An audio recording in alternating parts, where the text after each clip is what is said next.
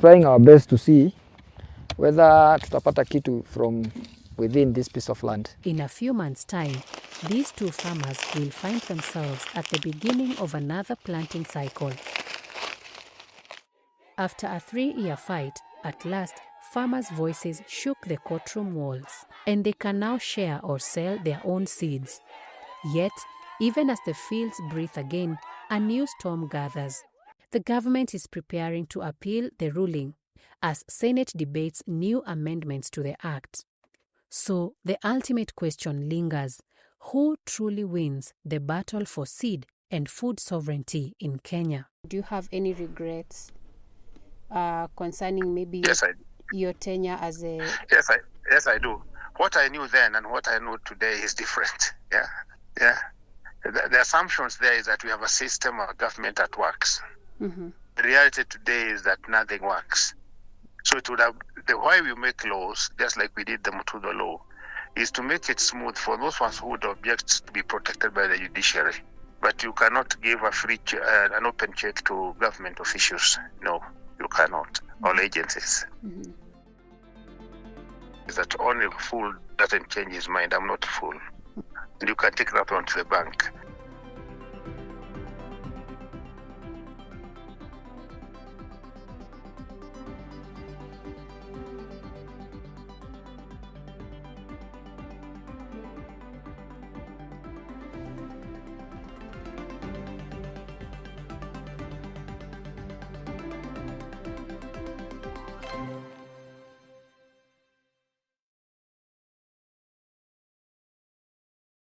Do you care about truth, justice, and stories that really impact our lives? Then, the Africa Uncensored community is where you belong.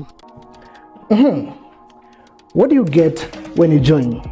Well, early access to powerful investigations and a chance to contribute by making your voice heard in the stories that matter. A space to connect with people who care about accountability just like you. Opportunities to share your thoughts, give feedback, and even tip us on stories that need to be told.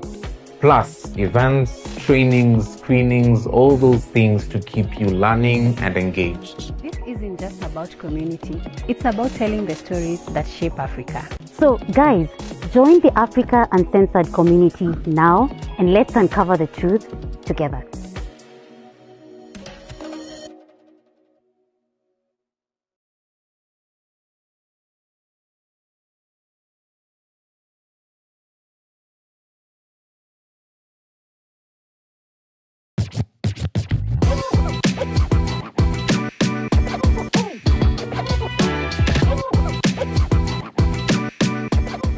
Hello and welcome to this episode of The Big Picture. This is where depth meets humor. I'm your lead co-host of the day. My name is Tom Ukwana, and as always, I do it with Justine Wanda. Hi everyone. Justine Wanda. Wamepan PR. It's like they've been doing this for 4 weeks now, so they get the drill. But welcome once more. This should be one of the last episodes of the year. So again, I'll wish you a Merry Christmas and a Happy New Year. This episode is solely dedicated to one topic. The topic of seed sovereignty in Kenya. Justine and I are obviously not experts in this subject. We wouldn't do any justice to it. And because of that, we're joined by two guests who stand on different sides of supporting seed sovereignty in the country. This episode specifically comes weeks after, maybe 2 weeks, around 2 weeks after the High Court struck down a very, some would describe it as colonialist in nature, or should you say corporation-led, but a law that disadvantages smallholder farmers in Kenya greatly. The two guests that I mentioned are, first of all, a senior investigative reporter here at Africa Uncensored, a award-winning investigative journalist for that matter, Cynthia Gishiri. Cynthia just recently did a story titled Seed Syndicate, right? Yeah. She'll tell us more about that story, but it explores the subject of seed sovereignty, looks into the history, and exposes the parties who have brought us to this juncture. And the second guest is Elizabeth Atieno. Elizabeth Atieno is a food campaigner with Greenpeace International, but that's not all she does. She's a passionate food sovereignty advocate on a mission to help create a food-secure Africa where communities not only grow food sustainably, but also have fair and equitable access to nutritious meals. It's a strong statement. I know. We're glad to have you here, Elizabeth. You'll tell us more about every word of this sentence that I've just read. But we'll start, first of all, with the basics, Elizabeth and Cynthia. Mm-hmm.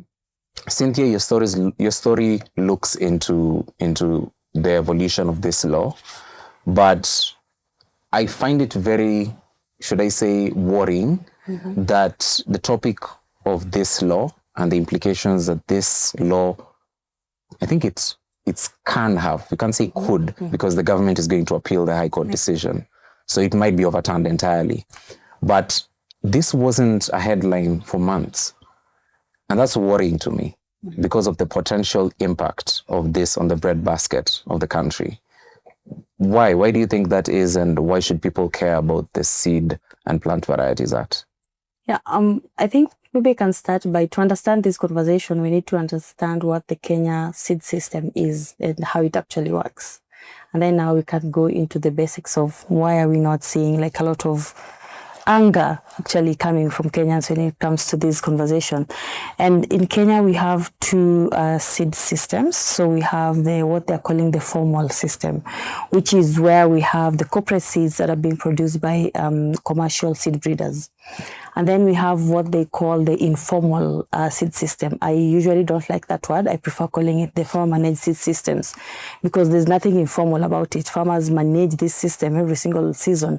They just don't do it from Nairobi in the offices. So I don't think it's fair for us to call it informal. So I refer to it as farmer managed seed systems.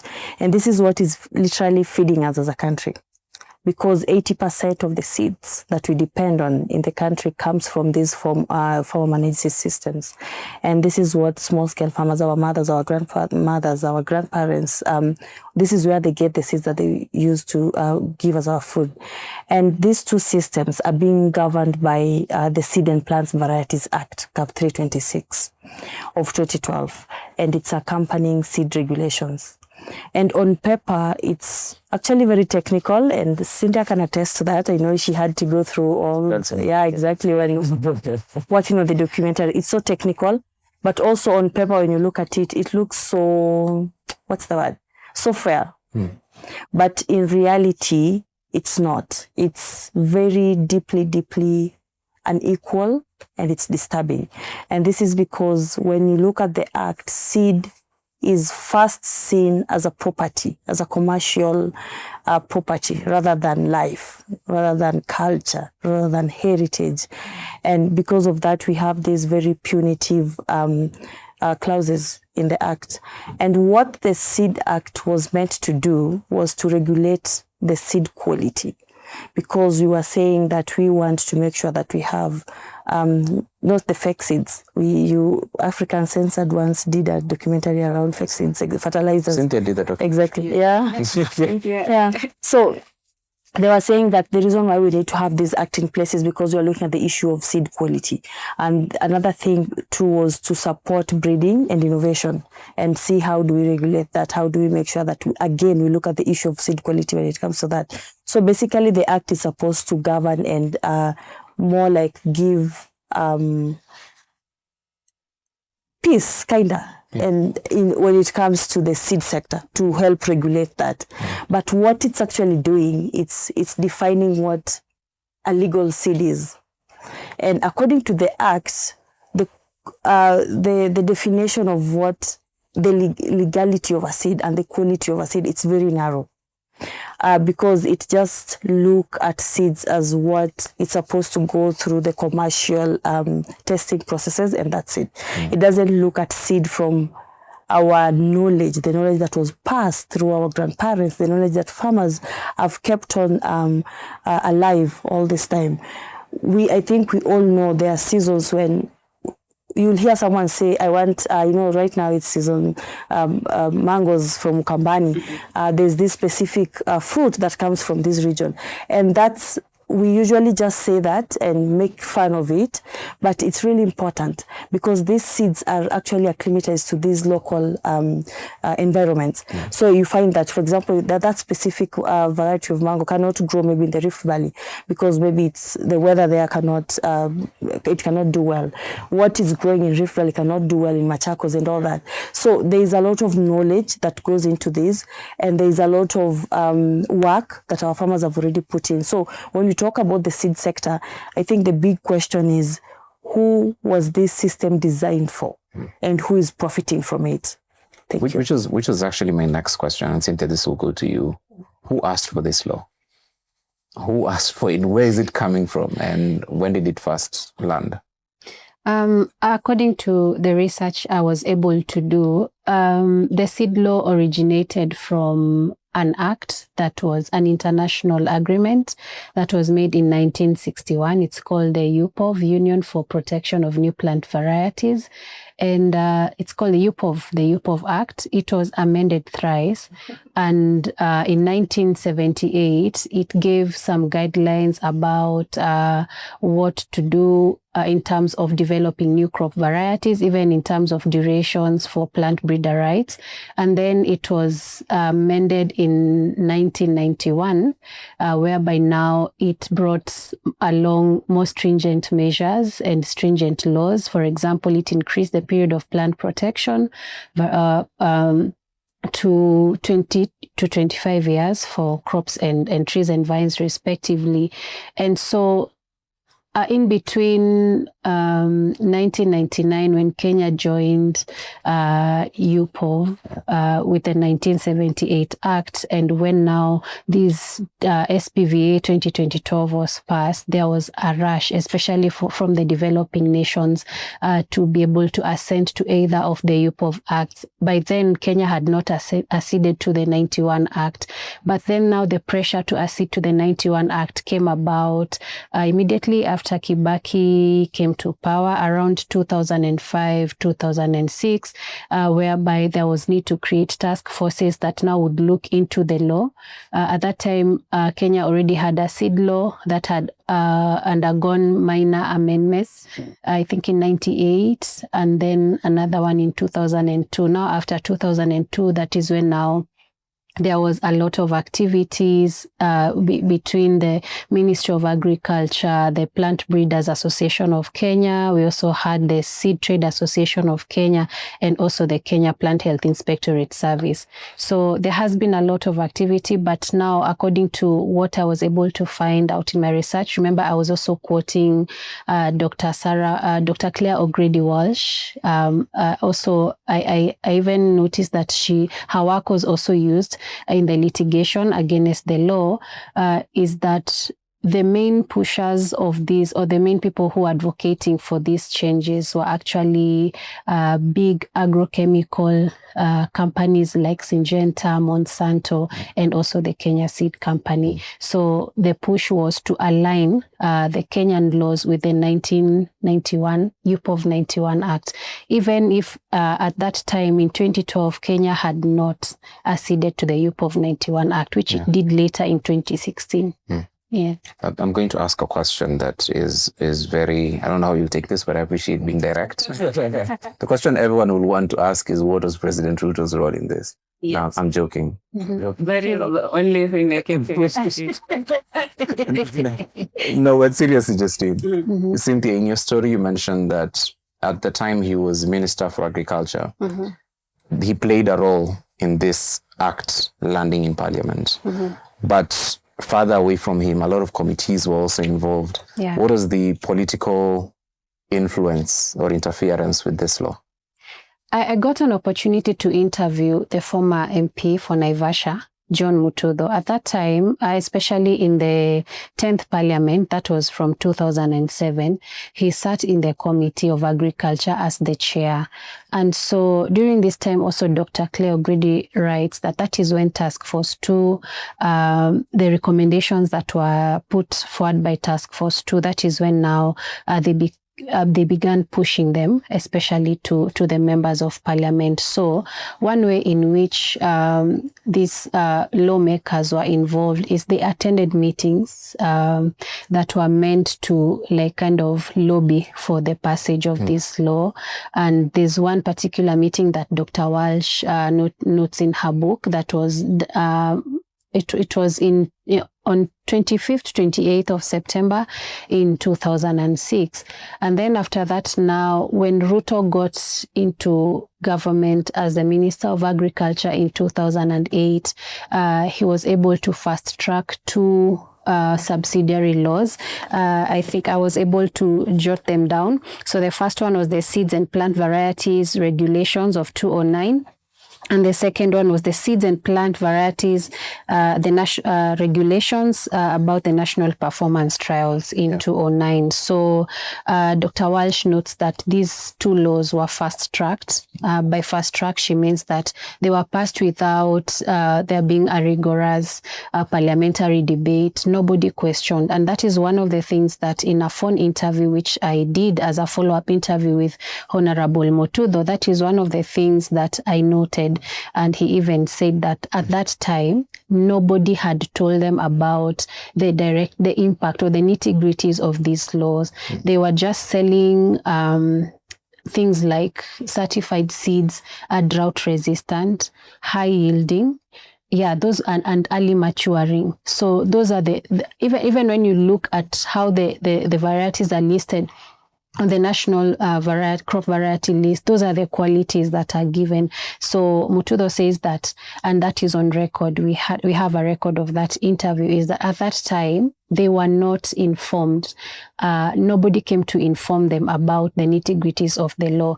But also, picture this, at that time also, CSOs were not represented in the task forces. Farmers were also not represented in the task forces. So who would then have told the MPs that whatever you're passing is going to eventually harm our agriculture? Yeah. I think I do have a question, but this question is like, I think one of the things that's really throwing me off is, first of all, we're just seeing like a commitment to zero public participation. Like you can just, it's just like an inbred thing that the person leading this administration keeps doing. It's like, why do you want to know? Like, can't you trust us? And I'm like, no. Like, first of all, if you're already a minister, and there are channels between all these different systems that make sure that there's some kind of research, some kind of accountability. Exactly. And these offices already have these structures in place. So my question is to you, when there's a disconnect in the lawmakers and the people who this is going to affect, and they're obviously selling this as so you want a drought-resistant crop? Thank you. Yeah, like exactly. Tunawasaidia mbona mnakata? Like what's the place of, like how does the parliament connect with the people on the ground, the people they're supposed to represent when it comes to very critical laws affecting them? How can they either make the connection? How can they reach out? And I know hiyo kupiga simu ilikuja juzi, but what's literally a thing that a farmer can do to reach out, especially to all these different institutional supports that they're supposed to have before a law is passed, or even after that you guys as Greenpeace don't have to come and say, hey, no, this is bad. Like, how do you make the connection before the thing happens? I think we need to start by identifying the fact that behind the government, there are really powerful lobbyists who come with a lot of money. Cynthia mentioned something around the year 2000s. This is when like the conversations around we need more fertilizers, we need more pesticides, we need breeded seeds started like really to catch up in Kenya. And the question is why at this time? It's because we had AGRA, which was pushing for a green revolution for Africa. They were coming to feed and make sure that we are nutrient secure and all that. And AGRA came to Africa with lots of funding from Bill and Melinda Gates Foundation and Rockefeller Foundation. So they came armed with money, and governments were willing to welcome them very quickly so that they can help progress things because money was exchanging hands. And that's usually the problem. It's the propaganda of how we need to commercialize our food system is just not happening within the policy space. It's also happening out here. you go to the different media stations and you find that most of these multinational companies, they pay a lot of money to make sure that they get the adverts during the prime time. Unaona ile time yenye news inatoka tu hivi, that's when they're telling you about this pesticide and this seed and all that. So there's a lot of resources that is being put behind like this lobbying, and to not only brainwash, I can call it brainwashing, not only brainwash our policymakers, but also our farmers. Because when they rush for the industrialization of our the food sector in general in Africa came, even our farmers started believing that I have to use the breeded seeds, I have to go for the synthetic fertilizers and these pesticides so that I can be able to get more and get more. So you find that, and it's because they were really even going to the ground. They have people on the ground who are taking farmers through trainings, who are giving loans and credits and all that. And our government is not doing that. So you find that they looked at what are some of the gaps that were there, and they came and filled those gaps. In the agricultural ministry, they were like, we have money for you guys to sit and make policies. On the ground, we have extension officers who can help farmers do ABCD. So you find that they go down there and they're armed. They even have offices at those small towns where you find that a farmer will tell you the last time they saw an extension officer from the government, they can't even remember. I was just having a conversation with my mom when we won, and my mom was like, because I made a point about need to have extension officers on the ground to help train farmers and all that. And my mom was like, are they still there? Do they still exist? Because they don't even go there. If you want to get an extension officer, you have to go to the county office, you have to pay for their transport and all that. So the problem is pay for their transport. Yeah, exactly. If you don't do that, they don't come. See, when you call them to something. Yes, exactly. It's like Kenya Police. Okay. So you find that there are gaps, and these people saw the gaps and they came and filled it. And they were not filling it because they cared about us being food secure. They were filling it because of the profit that they get when it comes to this. So there is an opportunity for even small scale farmers to be involved in this process. And one of the key things when we initially came across this story and we were doing community engagements, we realized that farmers were not even aware that this was in place. Farmers like, where, how, when? So nowadays, at least there's that, there's public participation at the county level, and we keep on encouraging our farmers to make sure that they're there. When you go to the county level, one of the sectors that gets the biggest chunks of the budgets, it's the agricultural sector. In most counties, because they keep on using this phrase to say agriculture is the backbone of our county. Agriculture is the backbone of our county. But where does that money go? Does it go to supporting farmers? That is go to support these community seed banks that we have. Why do we have to depend on a seed that has come from the lab when we have 20 years, 30 years, 40 years of knowledge that has gone into the seeds? And there's also this conversation and this assumption that indigenous seeds are inferior to the breeded seeds. That is not true. They actually use indigenous seeds as the primary resource for their own seeds. So they go and look at the different characteristics. No, they don't. That's the thing. And that's why we had a problem with the act, because it does a very good job to protect the intellectual property rights of breeders. But when it comes to the rights of farmers and everything, it's quiet on that. There's nothing there. So the law looks at seed as something that can be owned, can be protected, can be restricted. So that's why they do a very good job to make sure that we have these intellectual property rights. It's like when you say you have copyright for music or a trademark for a name or a logo. You cannot do that with a seed. When you go to most of the communities we have in Kenya, the seeds are community property. They are not an individual property. Actually, even communities identify by specific seeds. Hii inakuanga yetu. Ukienda hivi Njahe and all that. Like, you just mentioned some seeds and people already relate it to a specific tribe or community. So why, instead of doing a very good job to make sure that we are protecting the breeders, why are we not protecting our farmers?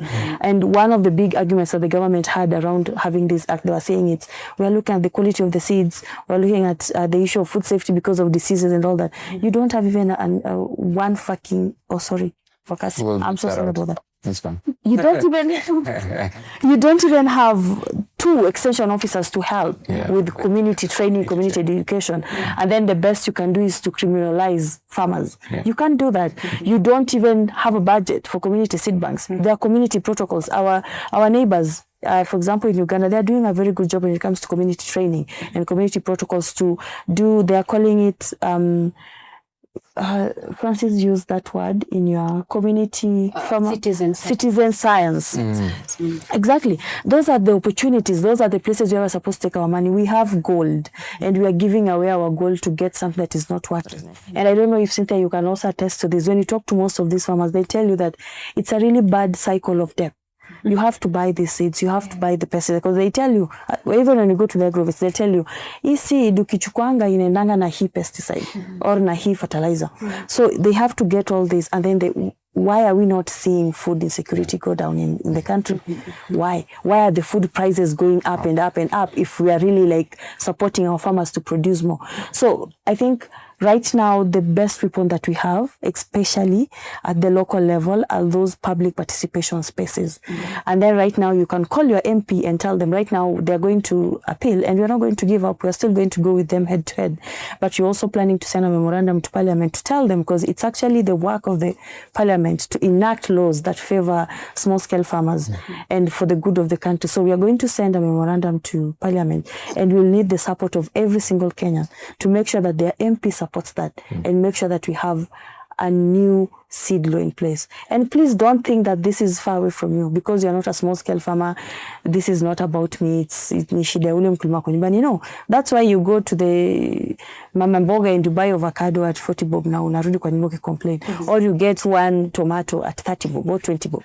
It's because the farmers are really struggling to produce food. They produce 80% of the food that we eat as a country. So if we don't support them in how they're producing food, what does that mean? It means that we'll continue to see food insecurity go up, malnutrition go up, lifestyle diseases go up. Unaenda kwa shop unanunua nyanya 30 bob. And then you come and sit down and complain. No, it's because you're allowing the government to have these punitive policies that are taking money out of the country instead of putting money on the farmers' hands.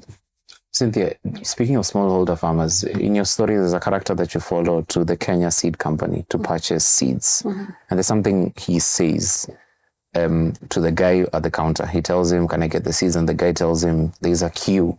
The earliest you can get it is August. There's a queue to get seeds to plant. So that means that farmer cannot plant those seeds at that time, even though they need it, which is mind-blowing to me. Then he goes on to ask, to tell the counter guy goes on to tell him that actually kuna msea kona bags kama 1,000 anangojea. Then the guy responds and asks him, so what's the place of smallholder farmers when there are people who can buy at a scale such as that? I'm thinking about the effect this could have on small-scale farmers, which are a majority of Kenyans. All of us here know someone who plants. So most of us here have shags. There's a place you go to in December. And just you should be happy there's a lot of drama comes with that. But most of us have a place you go to in December, and it's usually in the countryside where people plant. Your grandmother plants the food she eats. What could that do to a regular farmer, Cynthia? And if this law stayed, because it was enacted and stayed for a while, it was implemented for a while, what would that change about the way your grandmother farms? Okay. That problem I noticed was very major with potato seeds. One thing I noticed in my investigation about potato seeds is that the suppliers are they are located at very distant and very rural regions, like regions that are known to produce potatoes. So, for example, for my grandmother, for her to access the potato seed, she had to either go to Elbagon or to Njoro or to Mount Narok, which are very you will need to hire a vehicle to be able to ferry the bags of potato. And then there was also another farmer called Lucy Wanjiro. She's a casual laborer. There was also that dynamic that we no longer now have just small-scale farmers. I think we also have smaller scale farmers who are casual laborers who rely on small scale farmers to be able to farm and afford to buy seeds and fertilizer. And this smaller scale farmer called Lucy, she was able to struggle to get 2 kg packets of seed for her 1/4 acre plot, but she was not able to raise the money for fertilizer and CAN, which she needed. And when we went to witness her harvest, it wasn't that good. And then now, because she could not afford the 5,000 shillings for a bag of potato seeds, she had to buy from another farmer. And one thing about certified seeds, and every farmer will attest, is that you cannot replant. It's not like the indigenous variety. I remember when I was growing up, when we were helping out my grandmother in the village, there were some varieties of maize and potatoes that she would save as a seed for the next planting season. So with the certified seeds, you cannot do that. You will not harvest a single thing. So it's engineered to have you come back all the time. Yeah. Also illegal. It was illegal for you to replant without permission. Yeah, actually that is in Article 23 of the law. It prohibits the use of a harvest of a protected variety as a propagating material. Yeah, so that now what that does to a farmer, it subjects the farmer to a continuous cycle of debt. And if a small-scale farmer does not have maybe a child working in town who can support their farming, trust me, they are not going to be able to plant. We experience that a lot with my grandmother. Sometimes the fertilizer prices are too high. Sometimes the seed is in low supply, and so the prices go high. So each of us knows that in April, during the planting season, we all have to save something for grandma. Or else when you go home in December, we'll not come back to Nairobi with anything. So that is what it suggests the farmer to. And if you do not have children who can support you or an income, then most of the times you find now farmers going back to the shops to buy food, which is unfair. Which is unfair. Yeah. If farmers themselves have to buy food, what does this even mean for our agricultural future? Because I think, one of the things that really throws me off, especially about how complicit the government is I think so many of them either are commercial farmers, like they can actually afford, because of their salaries and their positions in power, they can actually afford to kind of extract. Yes. Yeah, because they have money, or like they have some kind of financial support already. But there's no connection back to the farmer, because then they can benefit off of their distraction. And my question would be then, who is really profiting? Like, who is really profiting? Because I think also the chain has to go further. Like, nani anachukua hii power yote from farmers, and who is then now making the money, and who is also dictating it? Because I know you've mentioned the agrochemical companies and everything, but I would like some kind of structure who is benefiting from the lobbying side, and also from taking power away from farmers. Yeah. And I think this will go to Cynthia too, because I think I want to hear from both of you, because like there's a part of the documentary you did where there was this long list of like people registering their names against certain seeds. That's why I'm very curious to know who's profiting. So I think Cynthia will go first, and then Elizabeth. Okay. There are different types of seed breeders. I think at the top of the food chain are the seed breeders, because for every 1 kg of seed you purchase, they get a certain percentage for 20 years. Let's take an example of maize. Lucy bought a packet of the 6213 variety of maize. It's registered under Kenya Seed Company. So at 550, there's a certain percentage that Kenya Seed gets from every farmer. So you can imagine maize being a staple for Kenya, a Kenya staple food. How many kilograms of maize seed are purchased every year? So you do the math. And it's not just maize. Kenya Seed, I think, also owns a number of seed varieties.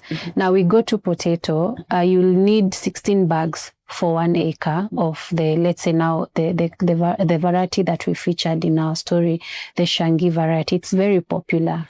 And one of the things I was told by one of the characters called Njuguna is that the farmers do not decide what they want to plant. It's the brokers who tell them, if you plant another variety, we will not buy. So we'll only buy this particular variety because it has desirable qualities. So 16 bags, each bag going for a minimum between 4,800 for the best quality seed and 5,000. You can imagine how much, even if it was just 5%. And you had this vendor telling us that he had a queue of 20,000 farmers. And there are farmers who are buying as many as 600 bags, 1,000 bags. How much money are they getting? So I was also able to look at the database. We have 175 certified seed merchants. Those are the ones who are controlling the seed trade in the country. 175, which include the conglomerates and also public universities also getting into the business. Wait, universities are in the business of what they say? Yeah, we do have actually. I think I saw two. Yeah. I saw Egerton University, and another one, is it Chuka? I think. Universities. Yeah, it's also a seed breeder. Yeah, so they are the seed breeders who are very many, and then they are the seed merchants who are 175. Yeah, so those are the ones who are benefiting. Yeah, because now every year that's a cycle. Everyone has to go buy, and so that they can plant. They can't actually use any other seed varieties. Yes, that's exactly. very scary. It's a subscription model. Yes, exactly. Yeah, exactly. And Elizabeth, from your POV, who's also benefiting from this system?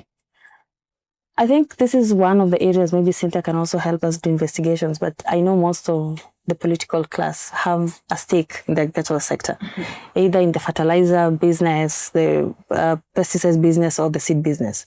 And that's why when they put such policies in place, they know that it's going to benefit them. And sadly, even right now, we are moving towards a situation where even the Kenya seed companies is going to be privatized. Can you imagine what that is going to do to like our food sovereignty as a country? How can we call ourselves a sovereign country? How can we say that we are free when we don't have control over the food that we eat? Because if you don't have control over your seed, you literally don't have control over the food that you eat. I remember the last time when there was the war in, was it Ukraine. Russia and Ukraine, and we were being told we cannot get bread, we cannot get all that. Can you imagine what that tells us? It means that with the direction we are taking, we are going to get to a point where we will not have control of our food. So if our neighbors, not even our neighbors, if people from miles away decide to fight and close their borders, then we are not going to be able to produce food because there are not going to be seeds. And we saw the situation where farmers are literally looking for specific seeds because they've already been used to using these breeder seeds. So does it mean that tomorrow when COVID-20 or whatever happens, and then we have already sold all our seeds to especially multinational companies, does it mean that we're going to sit here and not eat? Supply chains, if they interrupted. Exactly. Does it mean that, you see, it means that we are losing something so very fundamental as a country. And it's because we are just allowing policies that we know very well that are not for us and for our people. And I think it also maybe it's not a problem too for the political class, because I don't think for them 75,000 shillings is something.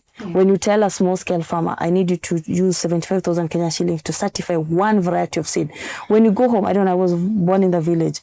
If, for example, it's a bean seed, my mom has 5 of them, not one. So when you say that she needs 75,000 Kenya shillings to go through the certification process, which is already very complex. That is an amount of money that most farmers do not even make by the end of the whole season. They don't. So I feel like it's because the political class are not really involved in the small business, which is them making sure that they at least have a decent living from farming. For them, it's more of like, how can I make more money when it comes to exports? How can I make more money when I'm selling seeds, when I'm selling pesticides and fertilizers? And that's why we need to be mad as a country. We really need to say that, no, this cannot go on. You are messing with the food. Food is very essential. We cannot even be seated here without food. So why are we letting the country, the government, just mess around with the food that we are eating the way they want? And then right now we are looking at issues of the lifestyle diseases and all that. We are being told it's because of the food that we're eating. Most of the food that we're eating, it's either it's poisoned by the pesticides or it doesn't have any nutritional value to us. So are we going to allow that to continue happening? Where like right now we hear someone is 70 and like, oh, I'm Africa 70 because it's a big deal nowadays. It's like you're 70. We see like it's something that it's not even supposed to happen. So I think this is a conversation that needs to make us mad, because even right now when you go back home, the food that you're going to eat in one way or another, a small scale farmer has been involved for you to be able to have that food on your plate. So when you hear about someone talking about seed sovereignty, it's something that needs to get us mad. Something that needs to get us acting and saying that, no, you cannot control our food. You cannot make our food about profit. Cynthia, I'm going to ask a question that I need help understanding. So, as someone who has never farmed in their life, if I'm going to farm and I decide I want to get into farming, what does this law mean for me? Because I know not all seeds will be listed under the Varieties Act. So I'm keen to know the difference between the seeds that will be affected and those that won't be affected, and just try to understand how this will disrupt the entire seed system and how farmers work. Like, which seeds get to be listed under the Act, which don't, what satisfies us that? I think Elizabeth is the expert. The commercial ones. Yeah. And that's why you hear most farmers complaining about Irish potatoes, about maize, because that's what we grow as commercial crops in the country. So you find that most commercial crops, and the reason why they're also going for some of the indigenous cereals that we have, like the millets, the wheat and all that, is because they're also using that they're farming that on large scale. So that they can use it in alcohol production, bread and all these things. So basically when you look at the list of seeds that are being affected, are seeds that are essential in terms of giving them profit. So if something is bringing them profit, then how can you get control? How can we control this? But also the problem with that is, in the process of them doing that, we are losing our indigenous seeds. Yes. Because there's no support on the ground when it comes to these indigenous seeds. Right now, farmers are doing so well because when you go around the country, and that's also one thing that people don't know, most farmers right now are selling their own seeds.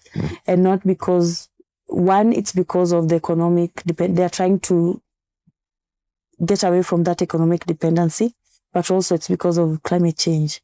It's becoming really, really hard for them to be able to tell when and how to farm, and also to be able to tell which seeds to use, because the ones that they're using right now are not doing well.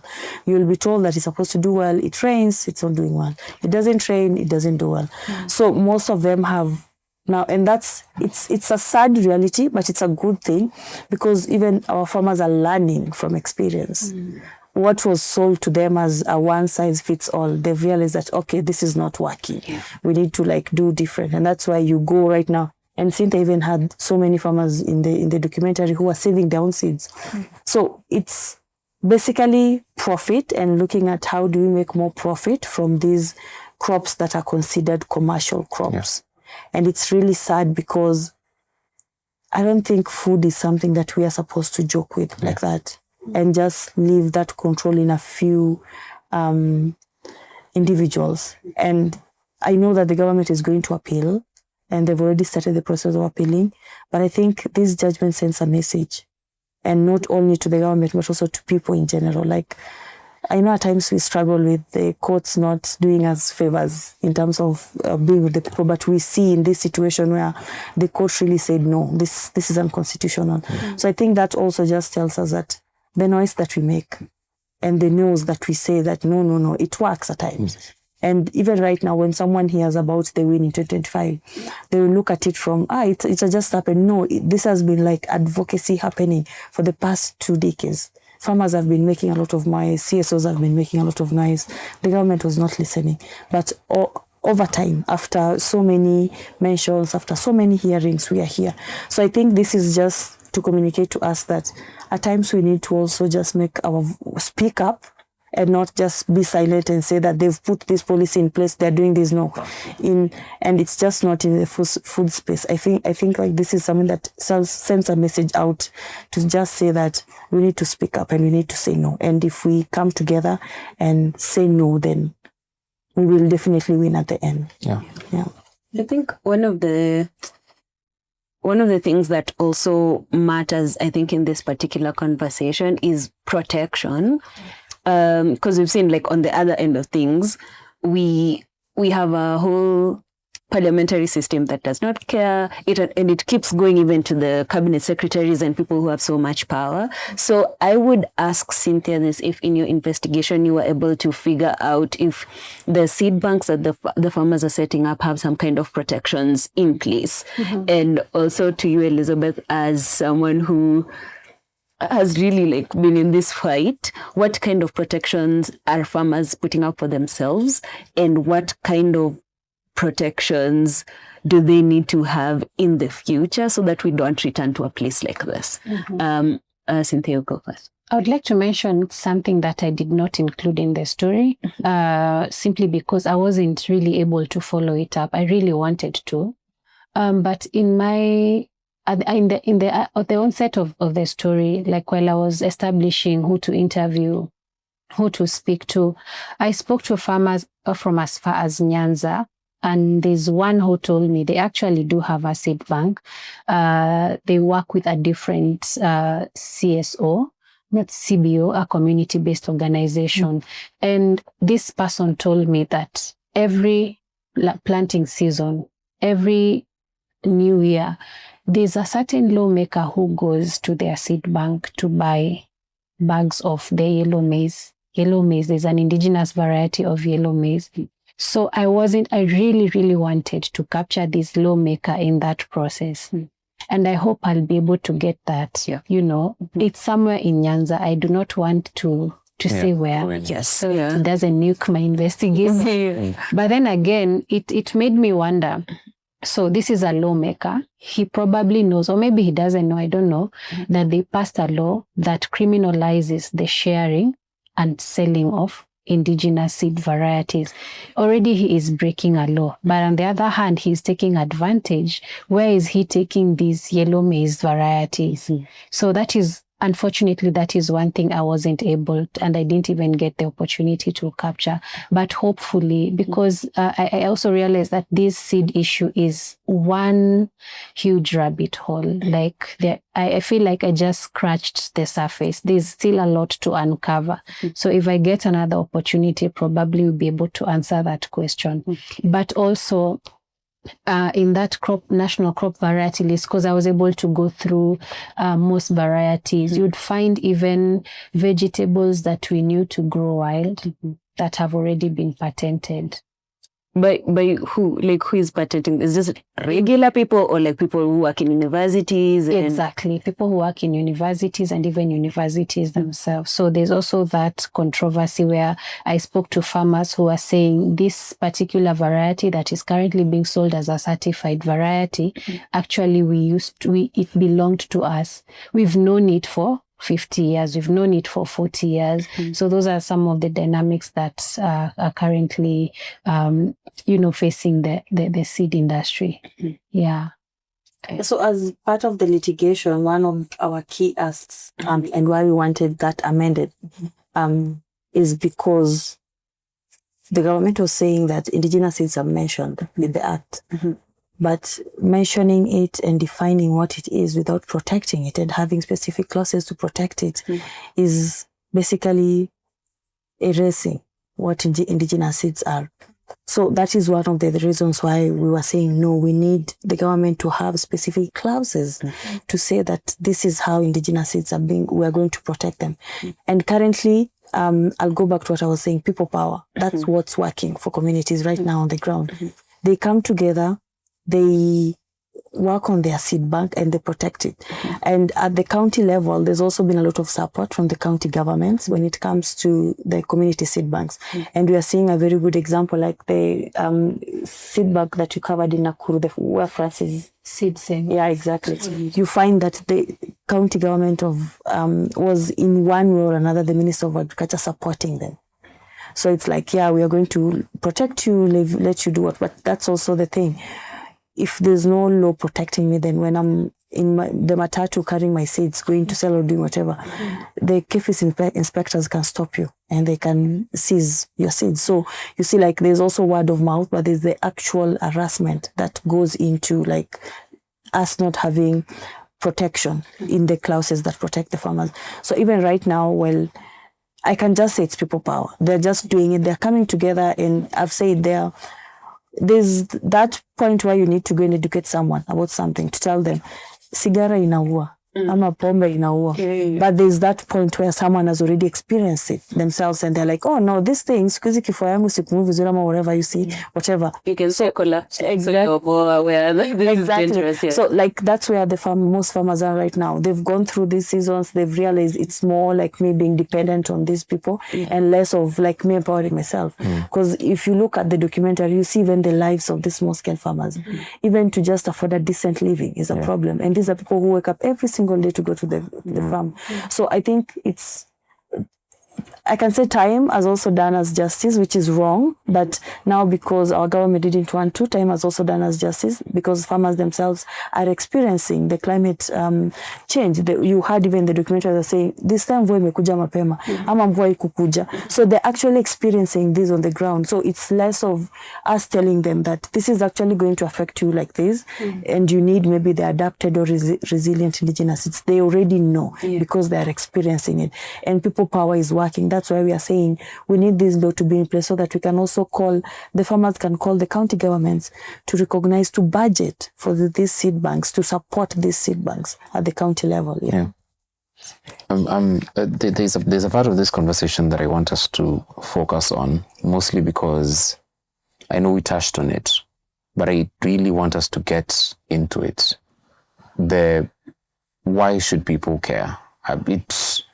It's something that should be the biggest news in the country, that law didn't make it through. But then the government is even appealing it. Yes. That's a horrible show of, I know. of just interest in making things work. What do you think needs to be done for not only media, but then in general? What's missing in that whole chain of communication? Is it that this is such a tough thing to understand, that seeds being patented, like the regular person doesn't know what patenting is? But then what I'm failing to understand is, what can we do in this conversation right now that you think hasn't been done yet, A? And number two, what can we do to make this a big story, apart from Cynthia's story, which is massive in itself?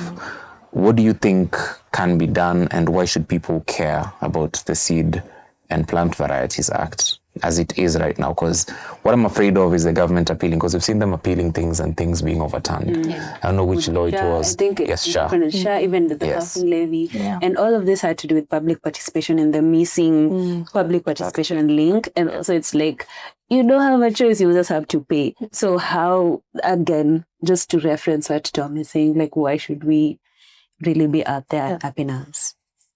I was having this conversation with Sid actually in the morning, because we were just talking about how at times this topic looks so technical and hard to relay out here. But I think it's also the work of, maybe I can say, the CSOs that are working in the seed sector. We also have a lot to do in terms of trying to maybe educate and create awareness. And something happened last year during the Maandamano, where we just did it was a simple digital push, because we were going towards a hearing, and we did some videos that we posted online, and in a week's time we had Occupy Machakos Locals hashtag trending. And I remember at some point we were even like, are we really going to go to Machakos Locals? Because what happens if people actually decide to occupy Machakos Locals? And I think the reason why that works so well is because we really tried to break down the conversation and just make it simple.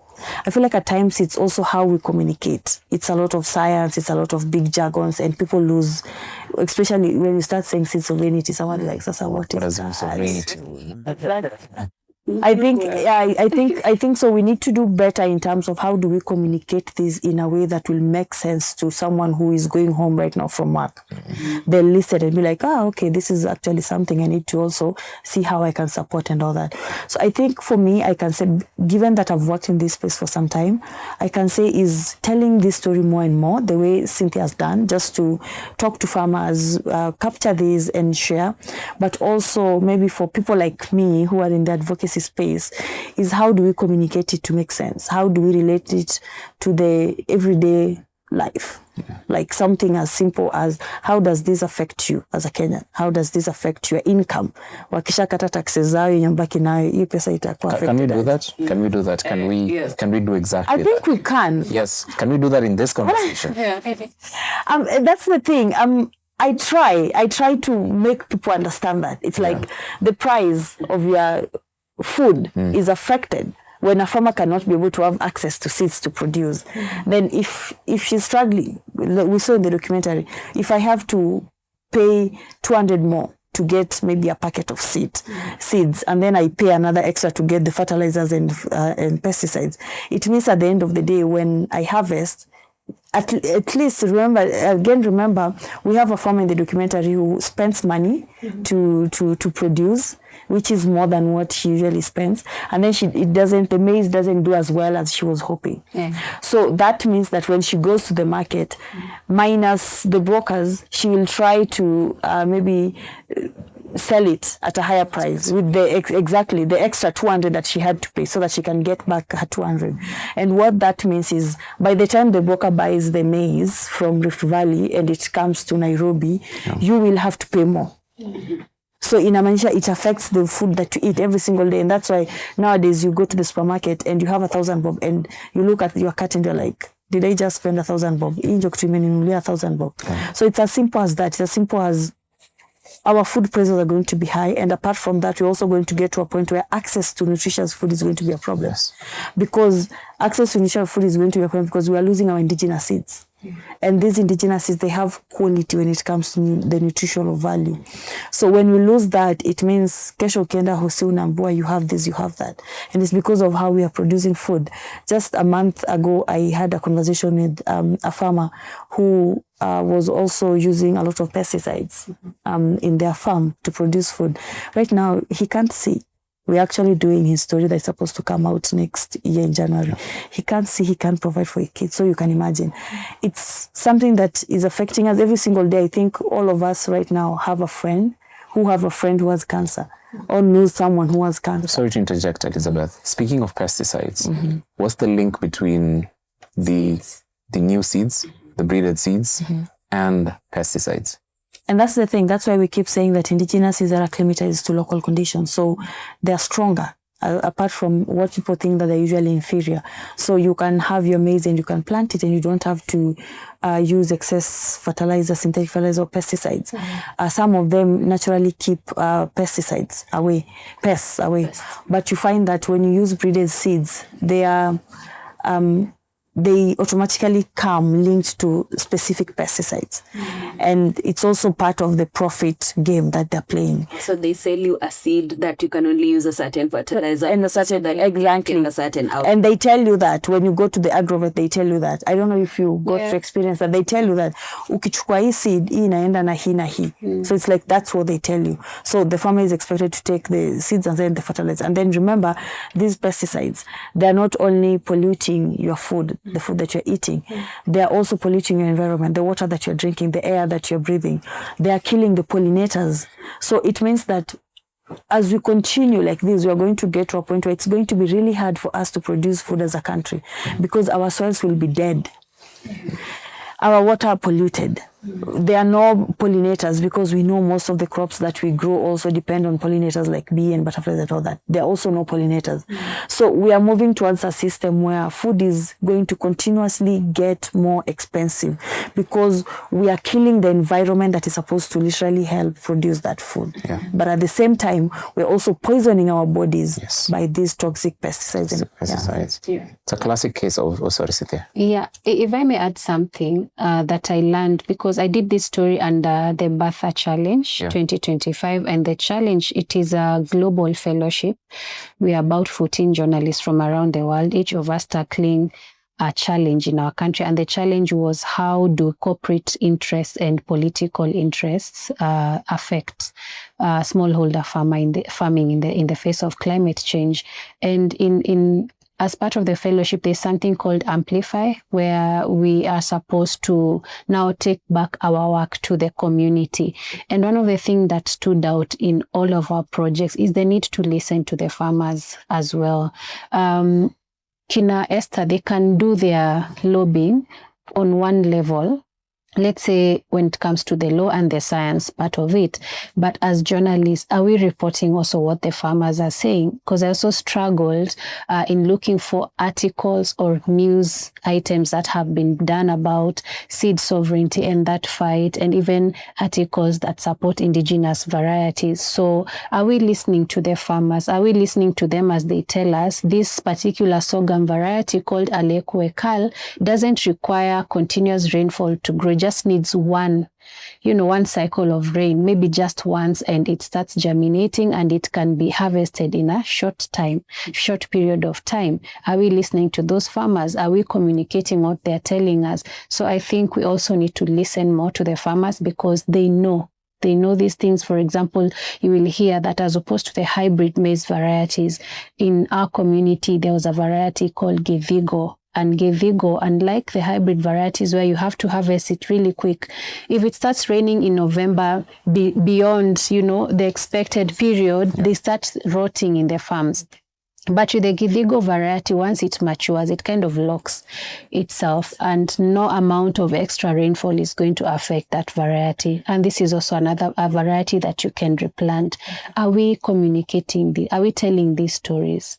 I don't think we are doing that because the kind of stories we're telling now is exalting GMOs and these interventions that are threatening the food diversity that we've been enjoying for years. I don't know how old you guys are, but you don't mind. That's what Cynthia just said. I studied Bachelor of Science in Agriculture in KU. But what I studied in school is exactly what I'm now fighting.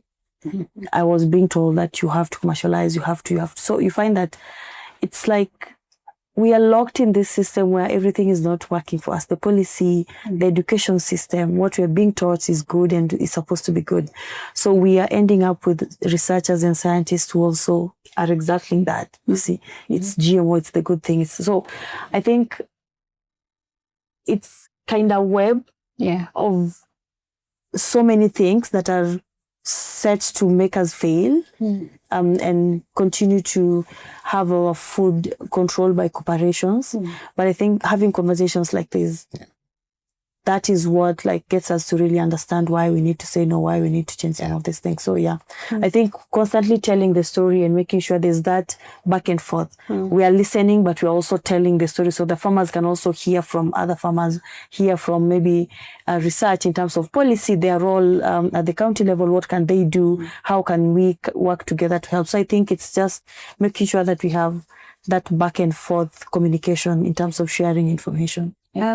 I like what you just say right now, because then as someone who's studied this, as someone who has background knowledge on what it takes for agriculture to work, and obviously it's a learning process, and I'm realizing a lot of knowledge systems that do not care about the farmers in their say.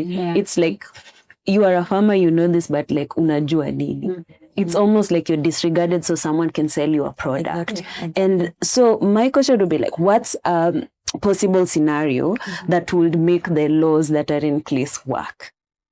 Or how, not just to counter them, but from someone who has agricultural knowledge, from the point of a farmer, from the point of someone who's studied in the formal system, you would say, how do you make the laws that are in place work, or how do you restructure the laws so that they work? I'm a Sisinima hater to just because it depends the system that's in place. I think the first basic one is making our policies or our laws with the farmers present. And that's the best thing that the Constitution also asked for, public participation, as basic as that.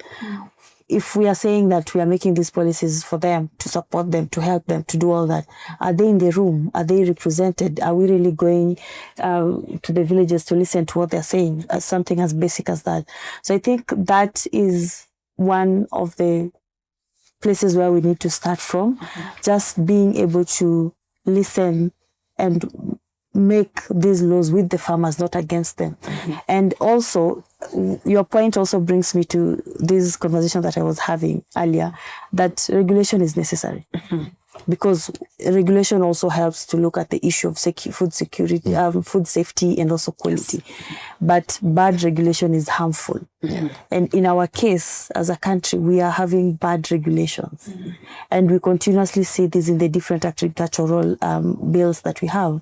And someone also asked, why now? This thing was passed in 20 whatever. Why were you guys just complaining now? But it's because you remember in 2017 when President Uhuru, I think, was trying to get another term, they came up with the Big Four agenda. And the Big Four agenda, one of their key goals was food security. And when you look at what they listed as what they wanted to do under that was to increase production of food, to reduce imports, to support small-scale farmers with inputs and all that, and also to look at the issue of malnutrition. Yeah. And when they said that, they were looking at it from a commercialized point of view. And as a result, 3 years, 4 years later, we were now seeing where government was giving subsidies to now the breeder seeds, the fertilizers and all that. That's what government was giving subsidies to, and even giving farmers and all that. And as a result of that, we got into looking at the different laws. And then we came across the Seed and Plants Variety Act. We came across the Livestock Bill, which was saying a smallholder farmer cannot be able to keep bees if they are not registered. The Irish one was if you are a trader and exporter, you're not supposed to do that if you're not registered, or you pay a fine of 5 million, and it gets worse. Yeah. So I think during that time, the government was so focused on looking at food from a development angle, but not also from a community well-being angle.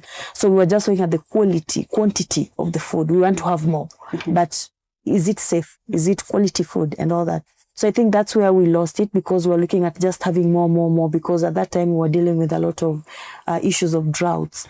But I think what we can do right now as a country is basically just to listen to farmers. Let's make sure that when we are making policies, we are involving them.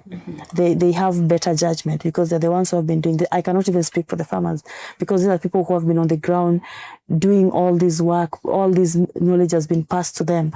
So can we do something as basic as making sure that we are involving them in the conversations? And also us, as Kenyans, we can also just, it's our right to participate into these processes. Yeah. So can we also just take advantage of that and participate in that? And also at the county level, let's just start holding them accountable. We need extension officers. We need infrastructure when it comes to places where our farmers can save their food, can do all these things.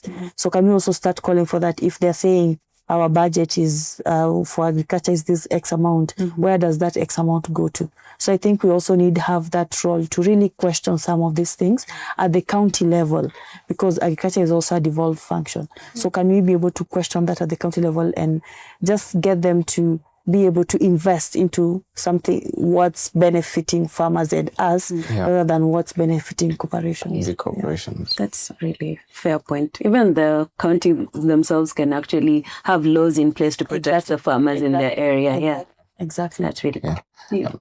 I'm afraid we get into the home stretch. We need to wrap this up. It's over an hour now.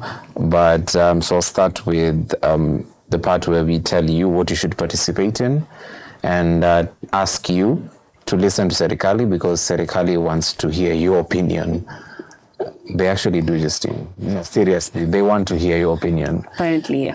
2 bills on your plate in this episode. First of all, the tax policy proposal.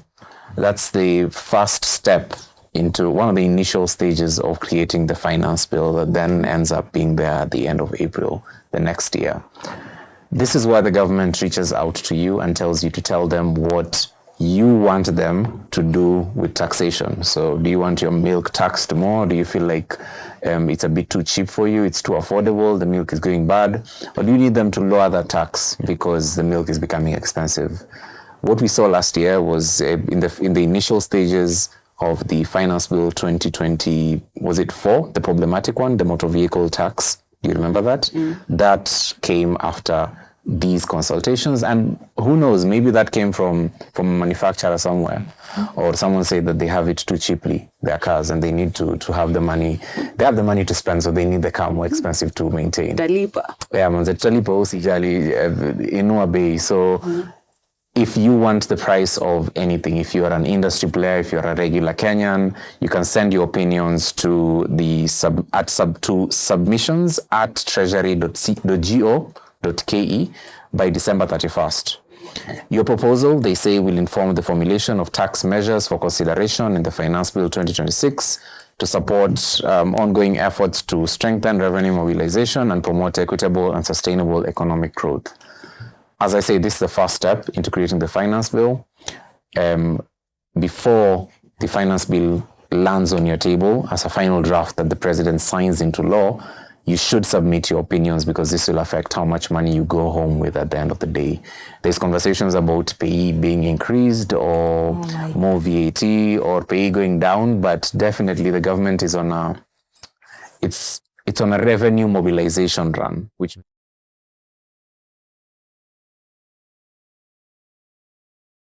your people. So who knows, maybe the possibility of a more stringent bill landing on our tables in 2026 is possible. We had a weaker, to some degree, compared to 2024 bill in 2025. It was a lot slimmer. It targeted specific industry and also raided the income of people, because it gave KRA access to people's digital transactions. This is why you should care. It's important for you, and the 2026 finance bill will be here in maybe 7 months, and you need to participate. December 31st is a problem because they've only given people 2 weeks to send their opinions. Christmas, really? Imagine, they expect you to, in the middle of the chicken unakula uko shags, to think about what tax they're going to put on you. Usually you have until January 16th, 17th, maybe 20th to submit your opinions, but this time they want you to stop eating your ugali, manze. Last week we also highlighted the autism management bill. It's a Senate bill submitted and proposed into the Senate by Senator Karen Nyamu. She says that, and most people would agree, that a lot of special needs legislation does not exist in the country. It is true that a lot more accessibility needs to be created in schools. A lot more attention needs to be paid to policy making for specific special needs children and adults in the country. But this bill has its problematic parts, and it also has very progressive parts. It's a double-edged sword, and that's why I'm bringing it to your attention so you can read it and understand, especially if you have a minor. And Justine, you and I might not have kids, or Elizabeth. We all might not have kids, but we will in 10 years. So it would be unfair for me to say that this bill should be specifically something that parents of children with special needs should focus on, because it involves all of us. For this one, you have until December 22nd, literally in like how many days? 7. 7 days to submit your opinions. This one, you can submit your opinions to clerk.senate@parliament.go.ke and copy the health committee at healthcommittee.senate@parliament.go.ke by 5 p.m. December 22nd. Submit your opinions. Let your voice be heard. All these bills, both these bills, they are not very specific to industry. They involve regular Kenyans, and you should pay attention to it. Yeah, Justine. I'm seeing here that there is a crow removal for Christmas. Yes. What's up with that? Yeah, we'll get into it just now. So this week on Justine Explains It All very badly. So the Kenya Junior Secondary Education assessment results for the pioneering class are out, and congratulations to all the kids for going through the pioneering system of an education system that's very fairly new to the scene. So we all thought that the kids would be exempt from the parading of like who failed and who passed, but Kenya newspaper editors are very committed. You know, they needed people to photograph, and they got to it. So some kids, were carried shoulder high, as we've always seen. So I feel like the ground was left out of a lot of celebrations. Some parents didn't know what the new grading system is like, because they moved on from the point system to an assessment system where you either get you exceeded expectations, that's the highest grade, and it has 2 bands, and then there's the middle tier bands, which is meeting expectations and approaching expectations, and then the lower bands is below expectation. I say below for what? Like below feels very targeted. It could be like tried to get to the expectations. I feel like that would be fairer. And each of these has 2 bands, so most students were graded on a more. We'll give you like a congratulations for the expectations that you met. And I feel like the more things change, the more they stay the same, because it's kind of like a very long stretched out A to D system. But I'm really hoping that whatever outcomes, that the students are going to get a good education henceforth. Some kids performed really well in the arts, but the problem is some of them want to stay in STEM courses. But that learning process so far is we atujui. That's what the government is going with. They don't know how to restructure that system. And I'm hoping that pivot will work. Private schools obviously outperformed public schools. And obviously, they were going to outperform them because they have a competitive advantage because of the systems that they have, the access to resources like labs and all these teachers and teachers who are actually equipped to teach those learning areas. Unfortunately, for public schools, they're at the mercy of the government, and the government is doing well with small fractions, especially when it comes to money. They're disbursing the least amounts possible. So, and that coupled with the cost sharing approach, which is usually parents who have to cater for the rest of it, and parents are fighting with SHA, they're fighting with they're fighting with every other levy out there. And to quote the philosopher of our times, Femi Wan, wewe na shida za SHA utawezana. And most parents are really struggling on that front. So maybe the 87 shillings capitation that was sent to some school was supposed to perform some kind of magic. I'm really waiting to hear back. So out of the 1.1 million grade 9 learners who finished this particular assessment, 700,000 are going into STEM. Like they're very interested in STEM. This is the science and mathematics part of it and technology. And they require over 35,000 teachers.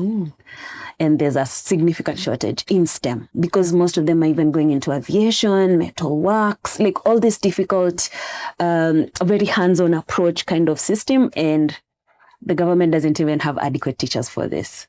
So I'm really hoping that I'm very proud of the kids who are like going through the system and powering through. It's a really big fight for the pioneers, but also GOK is calling this teething problems. But this is a full-on Kibogoyo movement because you're defunding education, you're paying teachers, like junior secondary teachers were paid 17,000. I think they're being paid, and they're 17,000. They're not being graduated. So there's the next cohort that's also going to really, really go through it. And I feel like this is a deliberate attack on educational institutions. So all you students, you still showed up, you still did that, you still studied, even with the privilege or lack of it. And I just think you should be proud of yourselves because there's an MP who can't read, who's still in charge of the funding of your futures. There's still a Treasury CS who was very proud to say that they don't have money for free education. We have an education CS who released education capitation after the term was over. And they were like, good luck out there with the little money that you got. So I really hope that for the kids of this particular system that they don't have to struggle so much, that this is not like their determined future when they go into the senior secondary school and also with the higher education. So to my crows, okay, so it's not dear to my heart, but I think it's important. So apparently the hotel staff in coast hotels are really fighting with crows. Like there's so many crows in a lot of the coast hotels, like they have ballooned in number. It's a true story. It is. Even I was like, this is my story for the week. It's very important. So Kenyan crows are currently terrorizing terrorists who are eating outside of these hotels. And the crows are foodies, I think. And they're very good at appreciating what the chefs have done. And they're building a feeding program for themselves, which has made them multiply in number. And they're now everywhere. And at some point, I think it was estimated that there's 90,000 crows just like around the hotels. 90,000 is a lot of crows. Yeah. But I feel like the food is already outside. I feel maybe if the crows were able to pay, maybe the hoteliers would not be so mad. But according to the hoteliers, like the crows are very much brokey freeloaders, and they cannot support them in their feeding program. So they want all of them gone, or at least their populations completely removed. So the hoteliers and KWS have a joint elimination operation program to end all these crows. And it has a title. The crows, it's called Crows No More. That's the title of the elimination project. I think they could have consulted me for a few names. I think we could have gone with, Kilbeak, that's fine. Chromia River, Kunguru de la Muerto, which is my favorite. Like, I think we need to lean into some languages. And KWS said that they're disposing these carcasses in a way that does not create like a health problem, because usually like if you throw them away, some of these other the carcasses could be picked on and then it becomes a health hazard. Another reason the crows are being eliminated is because they are colonizers of the bird kingdom. Apparently they are very good at replacing native species, then spreading pathogens and becoming a public nuisance. So even if you add crow guilt, they don't care. They are not they don't possess it. So in case you're curious about how much this operation costs, it costs about 10 million. KWS and all these hoteliers need 10 million. They even did a fundraiser on the 13th. I don't know how much they raised. I'm not that nosy. But the reason I did this story is like to all the crows, where 10 million is being spent to end you as part of the drone kingdom and other animals in the bird species. I really hope the food you enjoyed was worth it, because they are coming for you. And if in case you guys come back to attack us, remember who told your story. It was because they're smart, they can do a whole revolution. Exactly. Crows can even talk. They're kind of scary like that. So we have done your story, so you get to protect me when the evolution comes. I don't know, Justin. I didn't know the crows are having their industrial revolution. Like they are multiplying in the numbers. But interesting, Justin. Thank you for that. We had a comment in the middle of the show. Jonathan Spence says, diversify in what you grow, and he recommends we look up Richard Parkins. And then he adds that feed friends and family first. Anything else is a bonus. And I think that's the philosophy that a lot of people live by. In very, very few words. Very, very few words, by the way. Because we've overrun so much. I'll let both of you have the final word on this one. For Elizabeth, I particularly want to ask you, is there anything, because we journalists tend to pick an angle and we have specific questions and a line of questioning that we want. Is there anything that you feel was very important that might have slipped under the radar? Maybe just to mention about the appeal. So the AG has gone ahead to request the judge to put aside the judgment as we continue with the process of appeal. So what they're saying is they need the judgment to be set aside. Even right now, like they don't want it to be in place. They want it to be set aside as we continue with the process of appeal, and that just shows you how much the government is focused on making this good. So it's. I feel like the win is already a statement, and I think it already also says that the farmers on the ground are now aware, and they're not going to just allow the government to do whatever they want. So it's us to also try and support them as much as possible. The amendment is going to be another long journey, but we are not giving up, and we are going to fight together, and we are hoping that we also have you to help amplify that message and support what the farmers are doing on the ground, because farmers are actually doing a really good job on the ground. Thank you. And Cynthia? To the journalists, let's keep telling these stories. Let's listen. Also, there's something I had today called extractive journalism. Let's now do the opposite. Listen to the farmers, and also let's also be vigilant. There's, apart from the appeal, there's also a new amendment that is being proposed to the Seed and Plant Varieties Act. It's a Senate bill already tabled before Senate by Narok Senator Ledamo Lekina. So let's also be vigilant. Let's not just allow things to pass, because one of the things that happened even with the SPVA 2012 is that the timing was really critical when we were preparing for the general elections. So let's not let this one also slip between our fingers. It's almost election cycle, so a lot of lobbying is going to be flowing into the country. Thank you, Cynthia, for making time. Thank you, Elizabeth, for making time as well. We deeply appreciate both of you for coming to the show. Justine, asante, kama kawaida. From there's more to read, but we've run out of time, Justine, unfortunately. And thank you for watching us. Thank you for leaving your comments, Jonathan Spence. There's a comment also that he mentions that African seeds and African foods are far more superior and they should be promoted more. And I think all of us would agree. thank you for watching us. Thank you for joining us throughout the year. I hope you have a Merry Christmas, and the sign-off today will be the trailer for Cynthia's latest documentary, The Seed Syndicate, the battle to control what Kenyan farmers can plant. Make sure you watch it. It's a 2-part series. It's brilliant. It goes far deeper into the topic of seed sovereignty. And I hope you have a good night and enjoy your holidays. This story is about seeds. Seed means life. Seed means livelihood. Seed means our culture. Naweka mbili. Kuwekea watu sheria wakati wananunua mbegu si vizuri.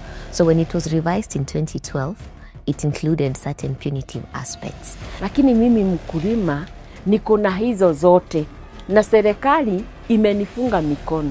You have to borrow a loan so that you can plant maize because it's very expensive because of inputs. Kupata hii mbegu ni shida kwangu. If an old grandmother from Mashinani wants to access these services, like the Kenya seeds, you would imagine a shosho would not really access where these stores are. Kilimo mimi nafanya kwa sababu ya chakula. Siwezi kumbuka kama tulinunua mbegu kwa watu, kwa any shop. You see from regulations down to the bills and then to the regulation, the threats. It's nonsense. In light of now what these reports are saying, do you have any regrets? Yes, I do.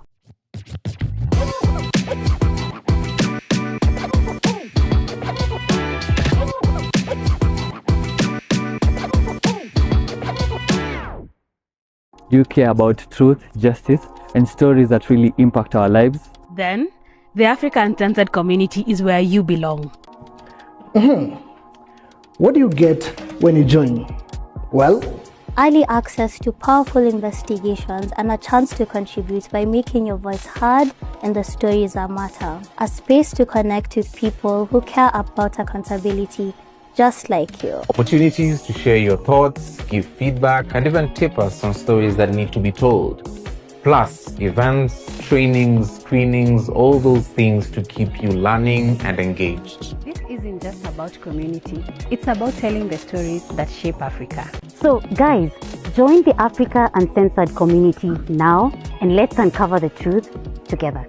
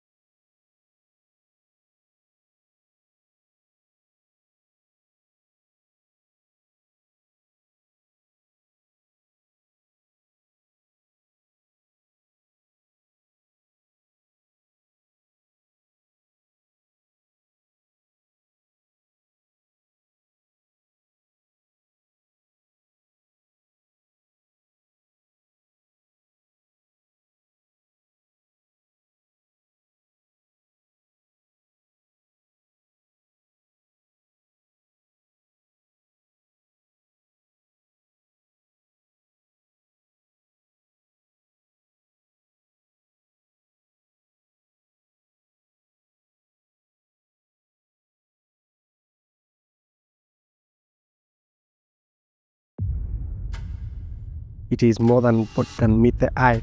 This is our land. This is what our forefathers had left to us. If this land would be subdivided, 90% of the young people will be left landless.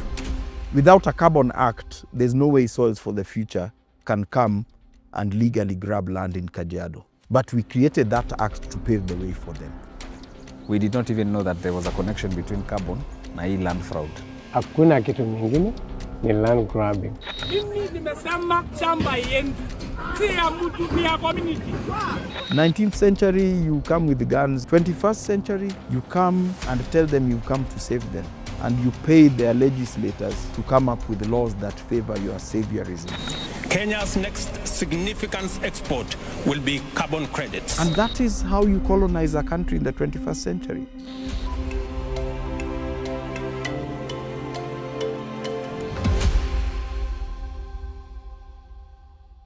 What happens when a community's desire to own their land meets corruption and global climate finance? Over the course of 6 months and several trips to Kajiado County, Africa Uncensored and the Organized Crime and Corruption Reporting Project dug deeper in search of answers on the growing fractures among Maasai communities living in Kajiado. Analyzing hundreds of documents, conducting interviews with key figures, and utilizing satellite imagery and other OSINT techniques.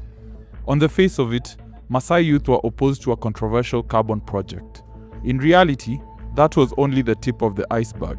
Powerful and connected political elites in Kenya are executing a massive silent land heist, while major international organizations either knowingly or unknowingly provide cover under the guise of carbon offsetting projects.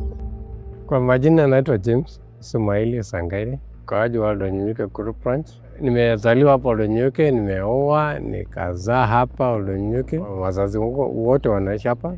Niko na bibi moja, watoto 9, kijana moja, only one son. Nimekuwa member wa Oldonyuke kuanzia tarehe 13 Disemba 1984. Nikaja 1994 tukakuwa tumedemarcate wa shamba, tukafunga register na ikawa kila kitu imekuwa closed. Oldonyuke Group Ranch, my father was a vice chairman wakati huo. Hakuwa na hitilafu yeyote. Tuliposema tu divide mashamba, no any conflict. Concept tumetoa green card tukatoa, ndio ikuwa na individual benefits. Juzi tu tukaja kupata some grounds ambayo haistahili kiwepo. Mimi naitwa Gideon Kanchori, mimi ni mkazi mzaliwa wa Oldonyuke Group Ranch. Nimelelewa huku, nikasoma huku, so I've gotten to have well understanding about this place and the people in this place. I have witnessed a lot of irregularities happening in this place when I was a young boy, when I didn't have capacity to mobilize people against that. Like many years ago, like 15, 18 years ago, there was a daylight robbery where the then committee, which was being led by former chairman Sakaya and his committee, came to this place and told people to pay for their title deeds because they were ready for dispatch and stuff. At that moment, people did a lot of selling. Man, you would sell your sheep, you would sell your goat, you would sell your livestock generally, so that you would acquire your title deed. And you can imagine, even widows were conned and kids without fathers were conned. There were not title deeds that were issued. There was no any refunding done.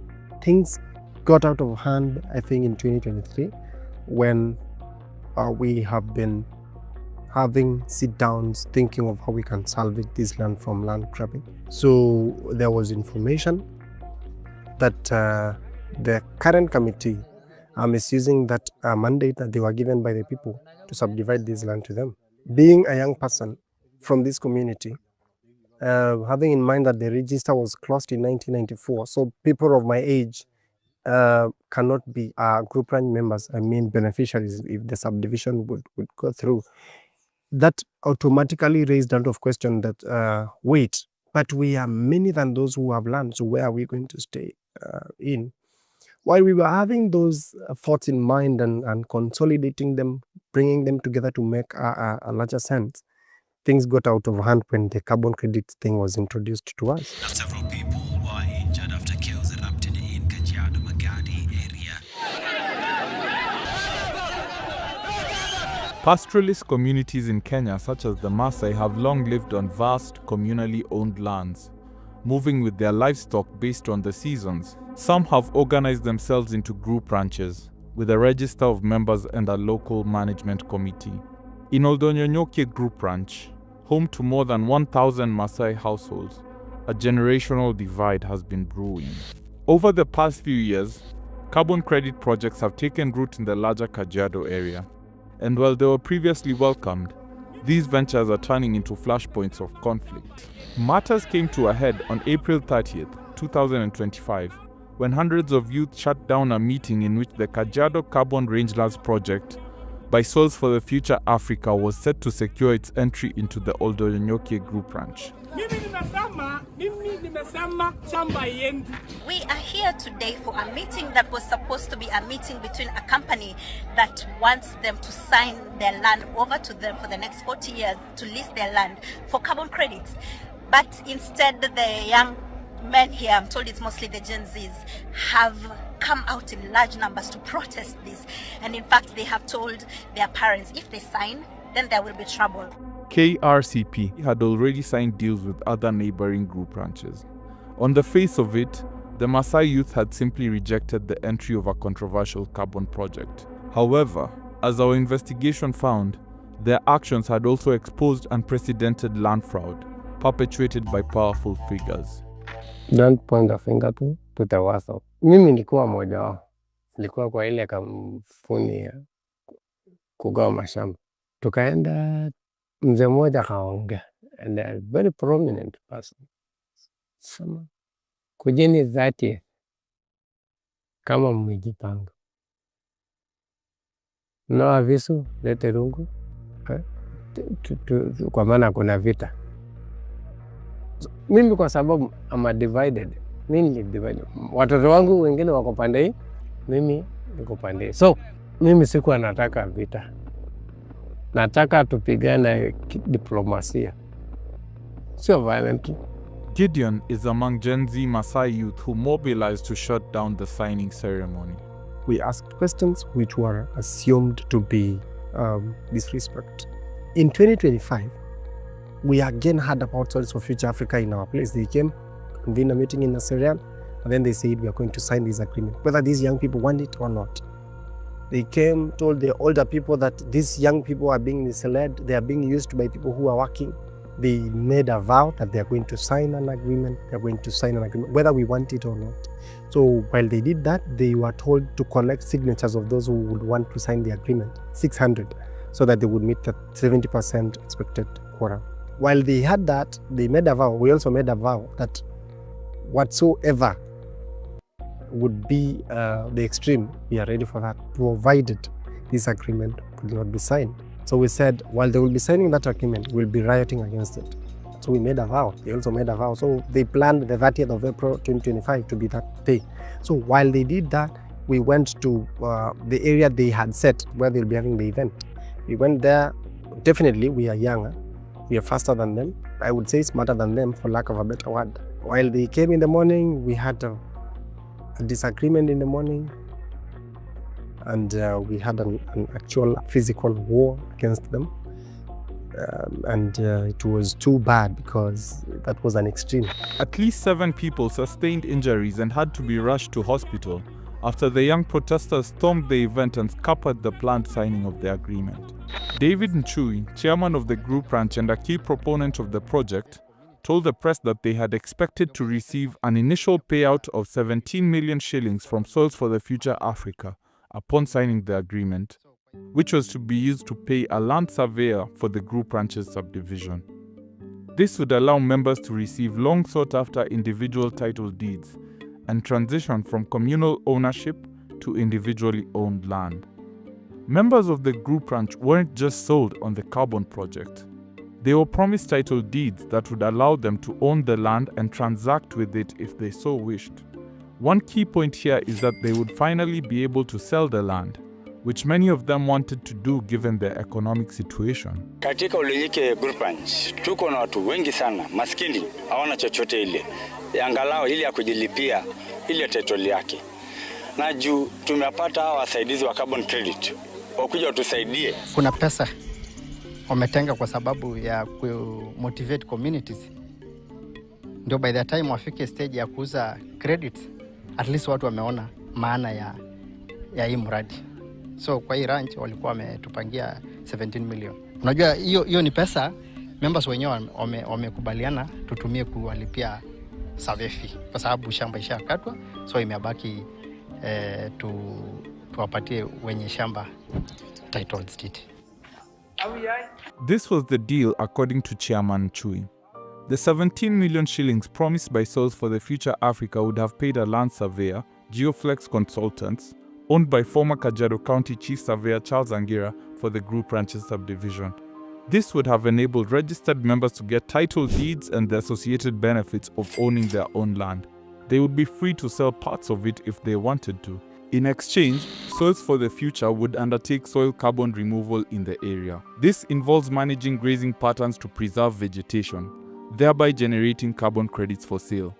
The benefits would be shared with the community. Soils for the Future was a key partner of the Northern Kenya Rangelands Carbon Project, which, according to the carbon database Offsets DB, sold credits worth tens of millions of dollars to companies including Netflix and Meta.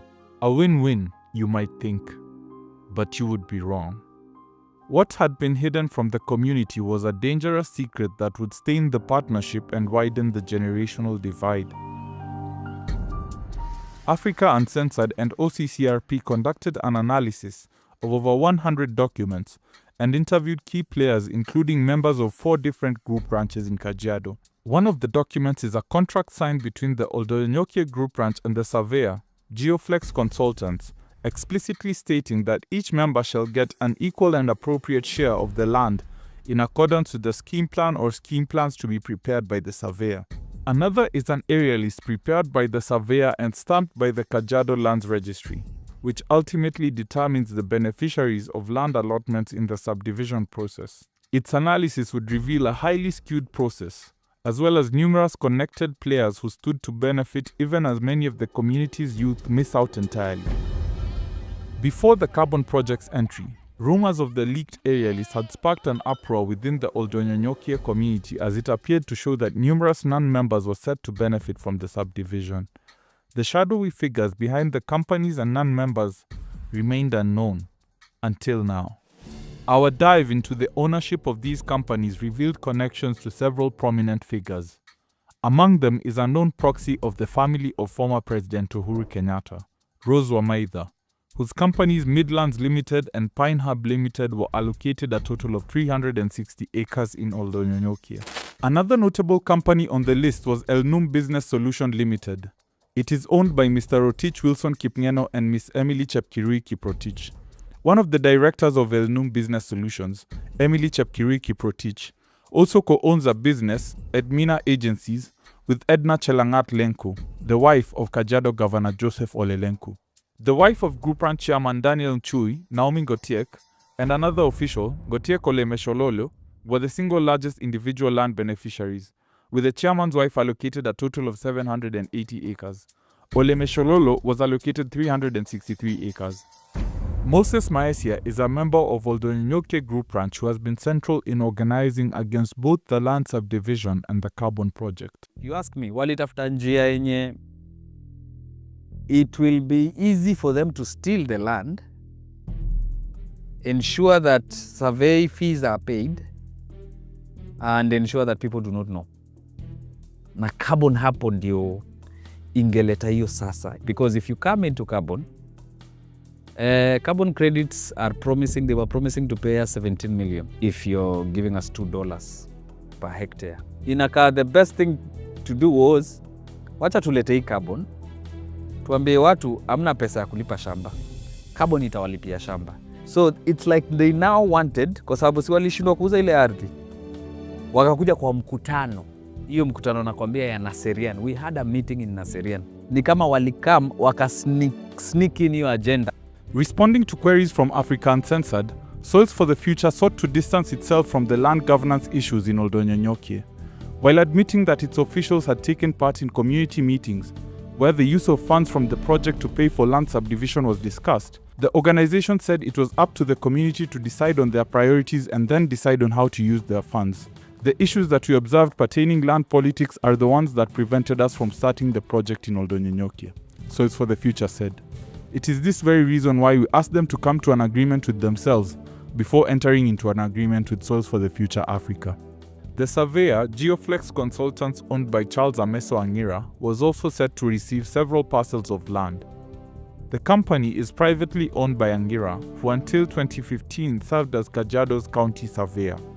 Some allotments were registered under both Geoflex and the Group Ranch, while others were solely under Geoflex. It raises the question that if the funds from the carbon project were meant to pay Geoflex, then why was the company allocated massive amounts of land?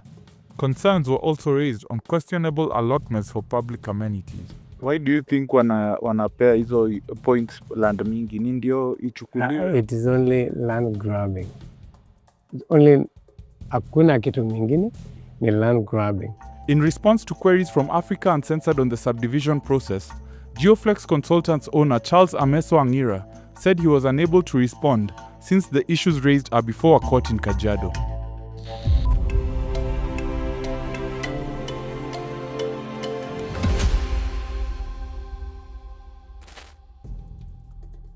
The land now hangs in the balance.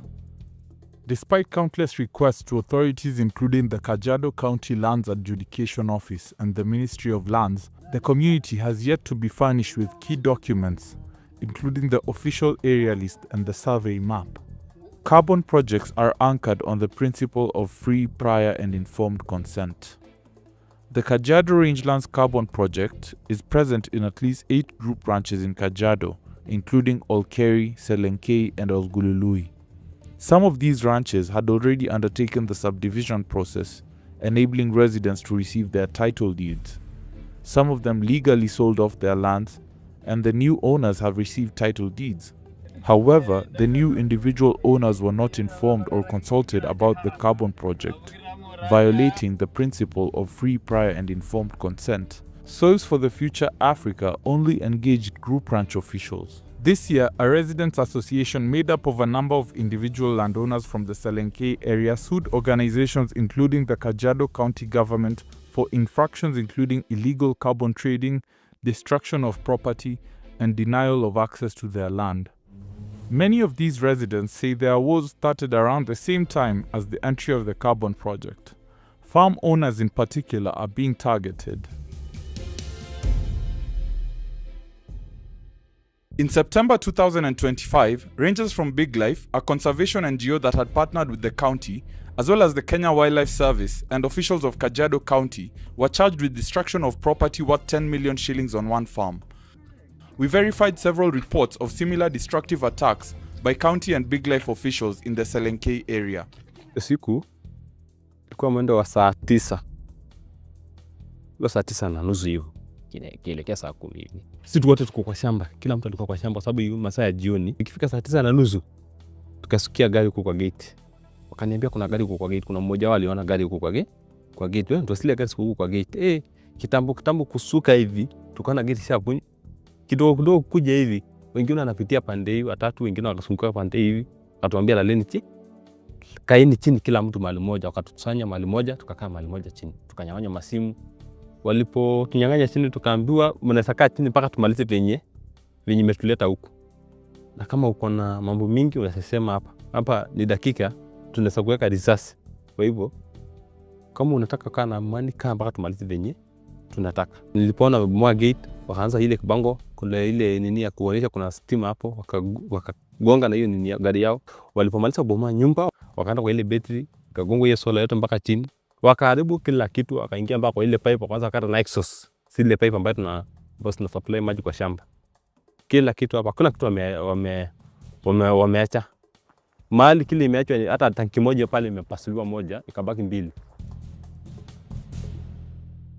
The Law Society of Kenya joined the case by the Golden Fields Residents Association in September this year as an interested party, noting the case's relevance to land rights for communities and individuals.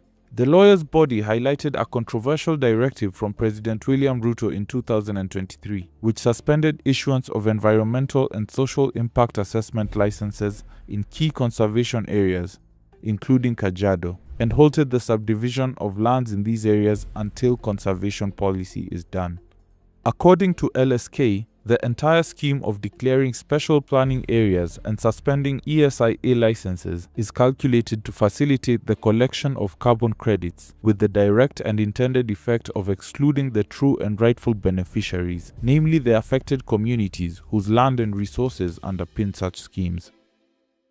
The county has also set up barricades, blocking access to various farms. Ironically, while Selenkei residents are being harassed over their farming and construction activities, we found a large farm and residence associated with a senior county official in the area. Satellite imagery confirmed the existence of a large farm, house, and dam on a piece of land in Selenke associated with the official.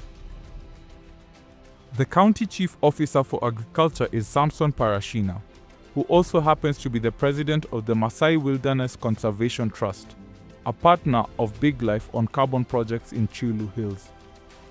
Several other farm owners and workers around the area told Africa Uncensored that they had faced similar attacks and even dangerous assault.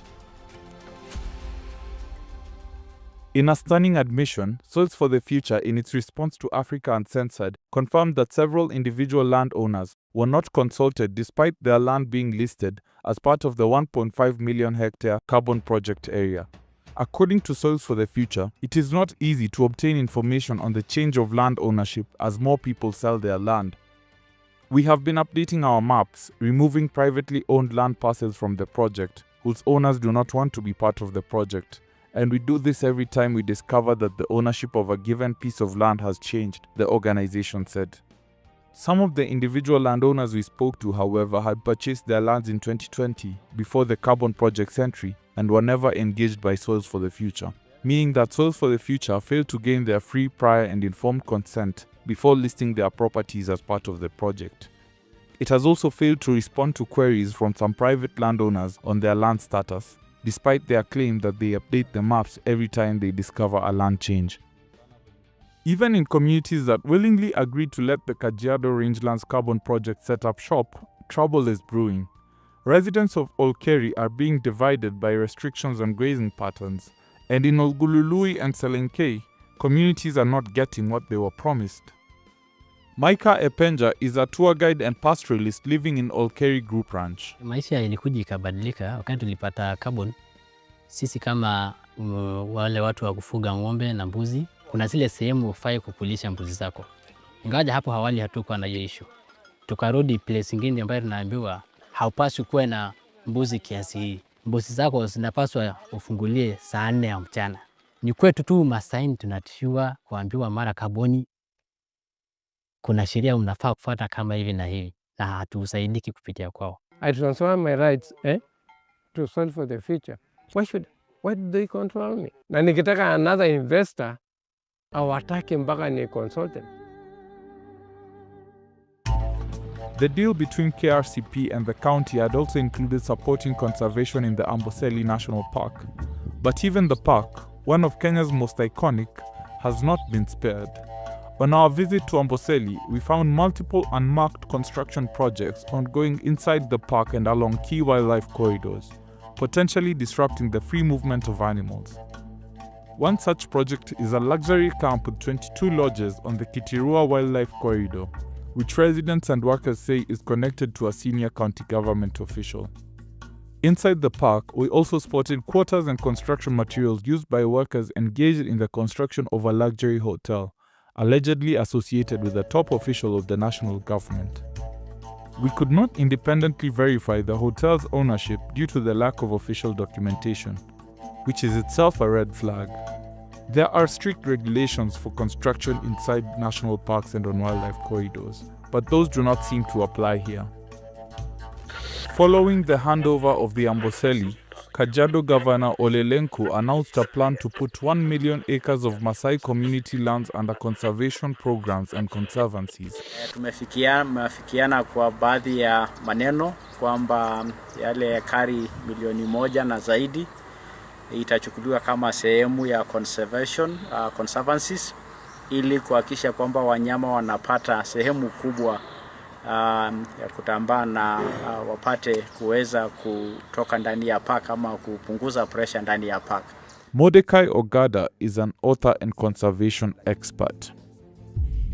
Just 3 days ago, the governor of Kajiado said the Maasai community is going to give 1 million acres of land to conservation. And I thought, which 1 million? Whose land? That 1 million acres, where the people who are living on that land, grazing animals on that land, doing farming on that land or whatever, living there, where are they going to go? And is it his to give? That's bizarre in the extreme for someone to make unless he was talking about he's giving his land, a piece of his own land. It's bizarre in the extreme. Demand for carbon credits is rising, and is expected to surge in the coming years as major global companies look to offset their carbon emissions for a fee.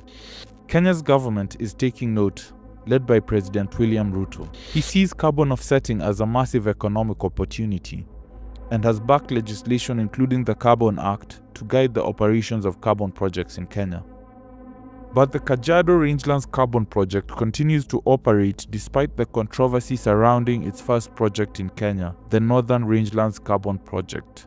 It was suspended by carbon certifier Vera amid concerns on free, prior and informed consent. The project was backed by the Northern Rangelands Trust, whose affiliated conservancies on community lands in Isiolo County, Biliko, Bulesa and Cherab, were declared unconstitutional in January 2025. Are there safeguards in place to protect Kenyans and their land? These legislations are legislations that are put in place to pave the way for those who want to come and annex these things. Without a Carbon Act, there's no way Soils for the Future can come and legally grab land in Kajiado. But we created that act to pave the way for them. And that is how you colonize a country in the 21st century. 19th century, you come with guns and shoot people and all that. 21st century, you come and tell them you've come to save them. And you pay their legislators to come up with laws that favor your saviorism. Across Kajiado, the fractures remain evident. In Oldonyonyokie, the community remains split on whether the land should be subdivided or not, and if under different circumstances, carbon projects should be allowed to operate in the area. In Selenkei, farm workers fear for their lives and landowners grapple with constant security breaches. In Olkeri, family members clash over grazing restrictions. For these communities, undoing the damage is critical. Imetoka from alert to alarm. It's alarming. Tukae, tuseme ni nani? Which family is more squeezed? Nani mjane? Nani? Who is more vulnerable? Wamasema nasema, walashe. Koshugenge tena. Ng'ombe sasa ikienda kulisha huko na njaa ilishe huko. Ni ng'ombe tu itarudi kutafuta mtoto wake. So, wazazi watafute watoto. We are disagreeing with them because they are telling us you must follow what we tell you because we are older than you. And then we are telling them you must follow what we tell you because we are enlightened more than you are. If this land would be subdivided, 90% of the young people will be left landless. We as the young people know that this is more than what we see. It is more than what can meet the eye. This is our land. This is what our forefathers had left to us. So we are very much afraid and very much concerned when we see things that may appear as land grabbing coming near in whatever way.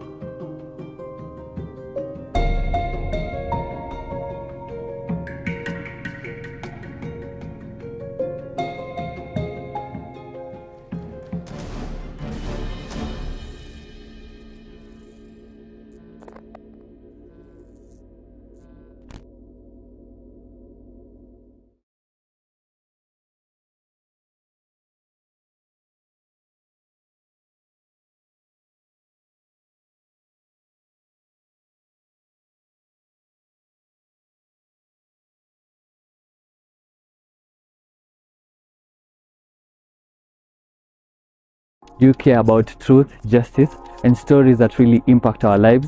Then, the Africa Uncensored community is where you belong. What do you get when you join? Well, early access to powerful investigations and a chance to contribute by making your voice heard in the stories that matter. A space to connect with people who care about accountability, just like you. Opportunities to share your thoughts, give feedback, and even tip us on stories that need to be told. Plus, events, trainings, screenings, all those things to keep you learning and engaged. This isn't just about community, it's about telling the stories that shape Africa. So, guys, join the Africa Uncensored community now and let's uncover the truth together.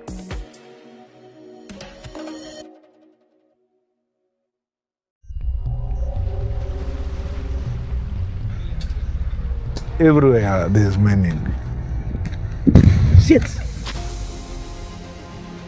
Unaona hiyo shimo ya nini? Unapata watu wanatongozana hapo kwa shimo. Vijana barubaru ndio wanafanya hiyo kazi, sio kazi rahisi. Wanataka wakutumie, like anakupatia mawe na yeye anataka lale na wewe ndio akupatie mawe. So the resource that people have is a curse to the community. Hawa wanaume anapoenda every site lazima apate mwanamke ambaye atakuwa anakupatia mawe. Hautakuwa na kazi ngumu, sasa inakuingizia kwenye usherati. Sex for gold.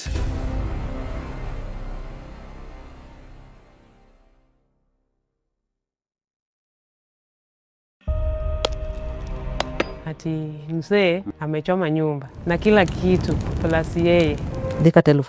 I struggled until I started selling alcohol. Nikaanza kukuja hapa Bimbo, hii mambo ya gold. Vijana barubaru ndio wanafanya hiyo kazi kwa sababu na hiyo nguvu. Sasa hao vijana ndio wanachukua advantage ya wamama. Na yeye anataka lale na wewe ndio akupatie mawe. Everybody seems to observe and enjoy her suffering. Tunaongea tu, alafu inafika mahali tunapatana kimawazo. Tunapoongea, but they operate in such an undercover way. Wanaume ni wabaya, ni kama umbwa, wanakutumia bila kuvaa kondom. It's a man have an affair with the mother, have an affair with the daughter. Shit. Oh, it gets worse. You're likely to get increase in terms of sexually transmitted infection. But what options does this woman have that gives her leeway to see this as an economic form of abuse?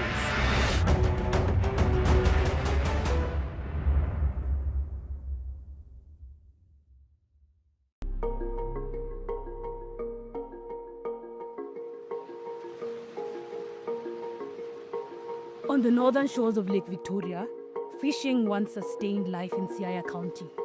However, pollution, overfishing, and fluctuating water levels have depleted Lake Victoria's natural fish stocks.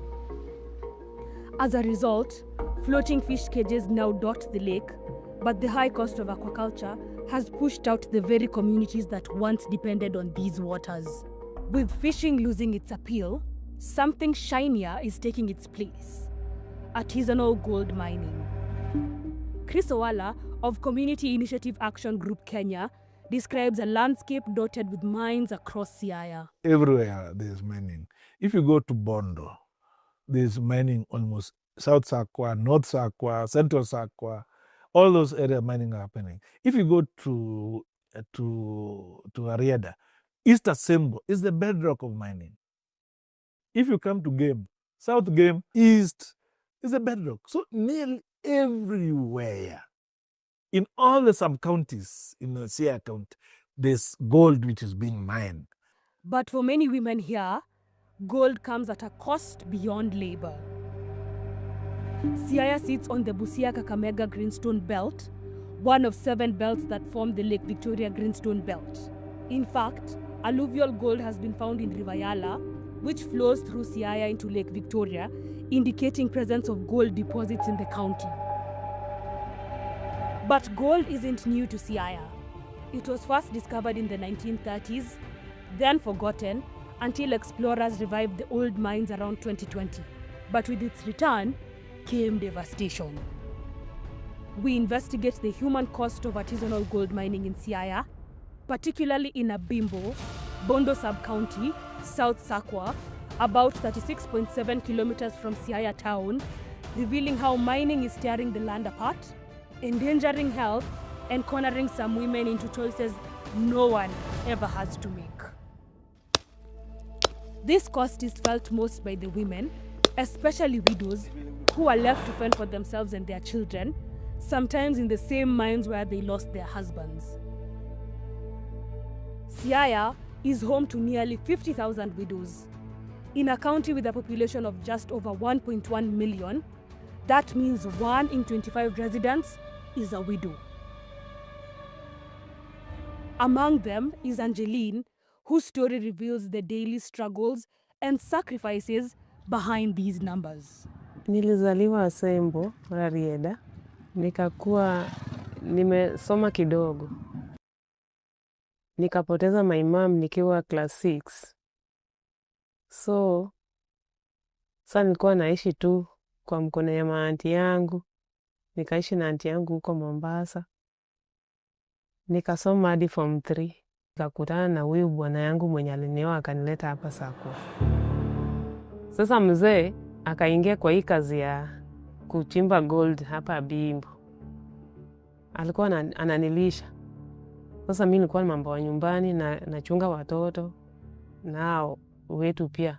Angeline was caught in a long-running land dispute with her husband's 2 brothers. Her husband had gone to court over this and won. But this victory came at a hefty price.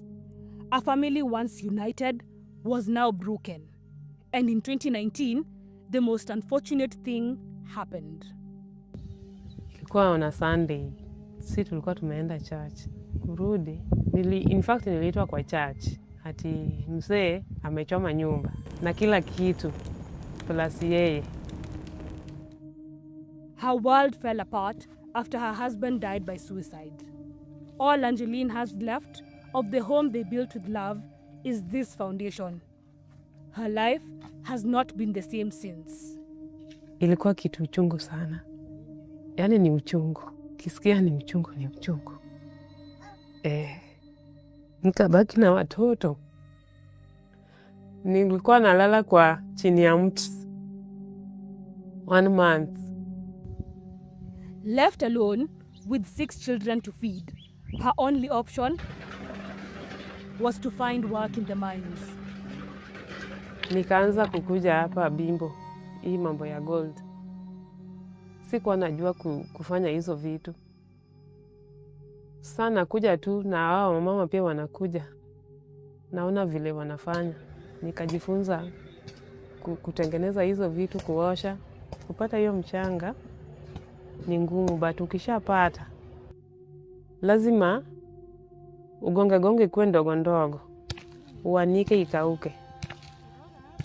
Ubebe upeleke kwa kisiagi. Ukisasiaga unalipa pesa. Ndio ukuje uoshe. Ukiosha mpaka utengeneze kwe hiyo gold.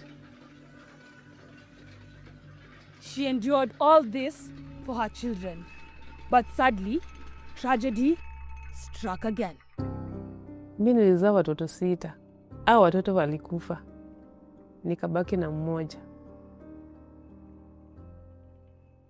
Wamekufa. Nimebaki na mmoja. 5 anagonjeka tu kidogo. Mtoto anaanza tu kama saizi mchana. Anasema, naumwa na kichwa. Sisikii vizuri. Unasema, wacha hata nikupatia Panadol. Haifiki jioni, unasikia tu mtoto amekufa. Hivyo tu. Mwingine akienda kulala, vile watoto wamelala, hataamka, utapata tu mtoto amekufa. Angeline had no time to process the loss of all but one of her children. She had to go on, not just for her own sake, but also for her child's. Kama uko na gunia moja, yenye ni 50 kg, hiyo mawe kupeleka kusiaga kwa machine ni 500. Utumie mercury. Mercury lazima ununue. Mercury inawekwa kwa karai, unasugua nayo hiyo mchanga. Unaona mercury? After that, ukishatoa nini na baki hiyo mercury peke yake. Ukichanganya na maji. Sasa unapitisha kwa kitambaa. After kutoa kwa kitambaa, mercury itatoka, ibaki tena kwa maji. Hiyo gold ndio itabaki kwa kitambaa. Mercury is a toxic heavy metal shiny and liquid at room temperature. These women handle it with their bare hands, mixing it in wash basins as they work. Dr. Otieno Anyango, the sub-county medical officer of health in Bondo, explains the serious health risks mercury exposure poses to their bodies. It affects the coordination, cognitive functions of the mind, and also somebody can even have tremors, memory loss, or salivation of, drooling of saliva if you are intoxicated with mercury. And so that alone can make a patient have neurological presentations. If you inhale mercury and you're a pregnant woman, it's likely to interfere with the fetal inside the uterus. If that mercury goes and contaminates the fish, and somebody else comes and consume that fish, it's likely to cause some harm. And to make matters worse, the Mining Act of 2016 explicitly prohibits the use of mercury in artisanal gold mining. Yet, it continues. The guys doing chemicals, most of them are from Tanzania. The chemicals come from Tanzania. And this is not the worst of it. At these large-scale leaching sites in Abimbo, cyanide is used to extract gold. Cyanide use is illegal in artisanal gold mining and only permitted for large-scale operations under strict regulation. However, these leaching sites lie dangerously close to the lake, one just 389 meters away, the other only 530 meters from the shoreline, raising serious concerns that the toxins could enter the food chain. This is a concern shared by Gabriel Oduong, Siaya County's Director for Environment, Climate Change and Natural Resources. And in most cases, the topography is that the terrain usually slopes towards the water bodies, particularly lakes and rivers. And so there are possibility or chances of the toxics being absorbed in the soil and getting washed into the water bodies. A 2025 study conducted in Abimbo, among other areas in Siaya County, showed the locals have little to no knowledge of the environmental and health impacts of gold cyanidation. And it happens in their area.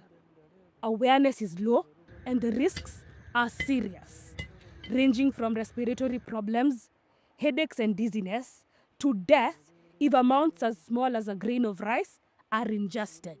The risks go beyond mercury and cyanide. For some women, danger also comes from the men who work in the mines.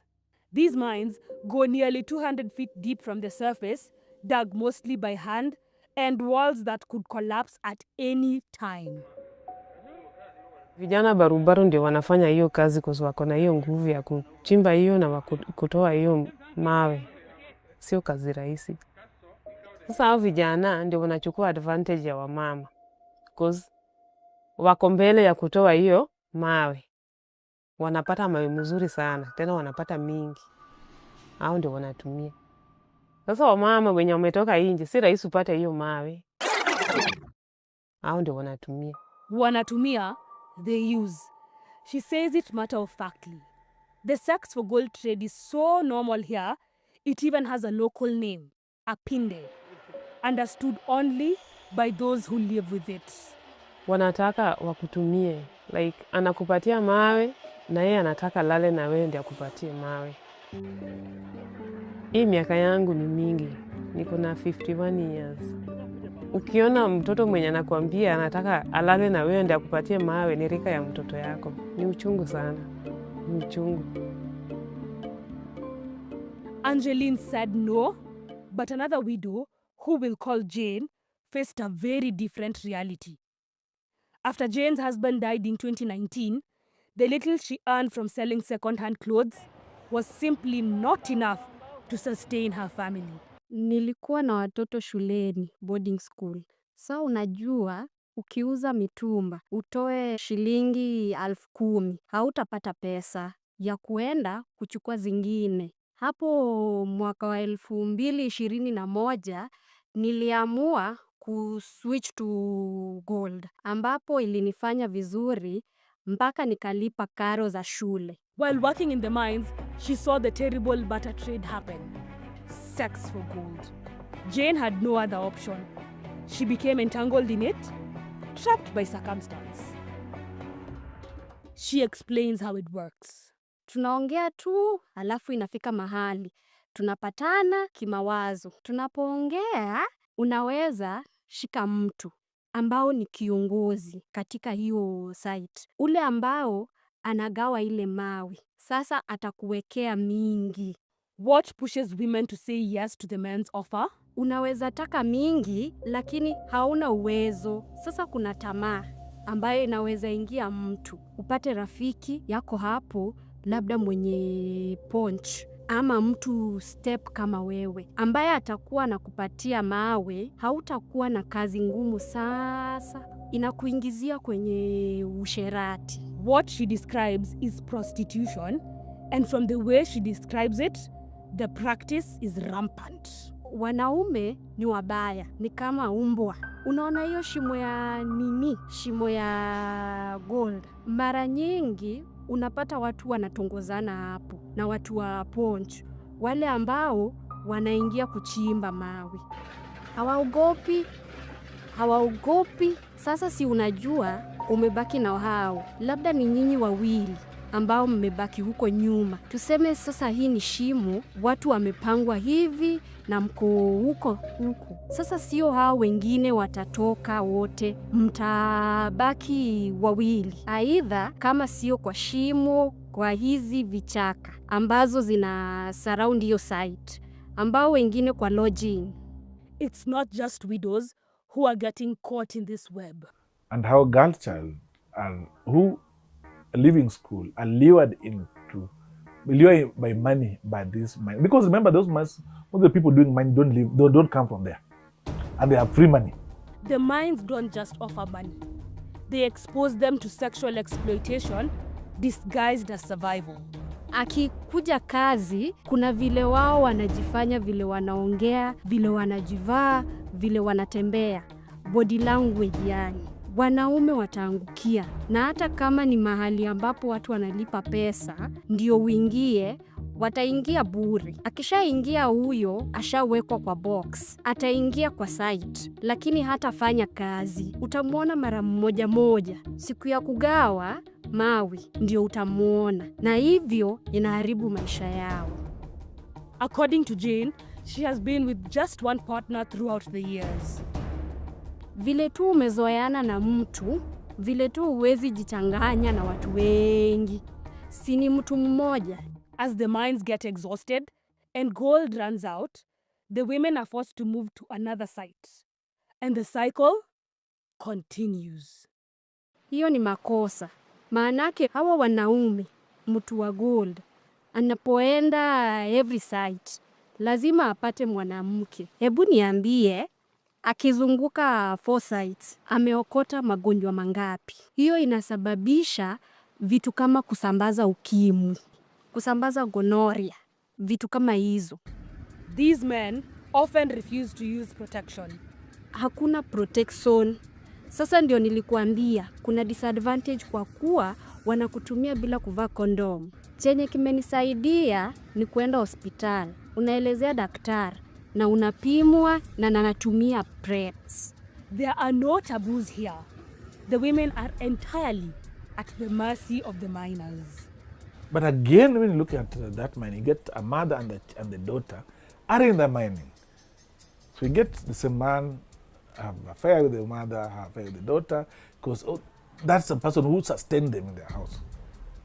The public inquiry report on mining and human rights by the Kenya National Commission on Human Rights found that in many mining areas, exploitative sexual behavior had become common, and the allure of money from the miners promotes drug abuse. Wanasema kishavuta hiyo bangi ndio yako na hiyo nguvu ya kufanya nini? Ya kufanya hiyo kazi. Sandi unapata akishavuta hiyo bangi yake, ndio hata aoni aibu. Mama mzee atakwambia anataka kuwa sex na wewe cause yeye sasa ana nini? Ana aibu. But the bad thing about drug and substance abuse is that one, where we have drug and substance abuse, we are likely to get increase in terms of sexually transmitted infection, increase in gender-based violence, increase in HIV infections. In Siaya, where HIV prevalence was 15.3%, roughly 3 times the national average of 4.9%, according to a 2018 report.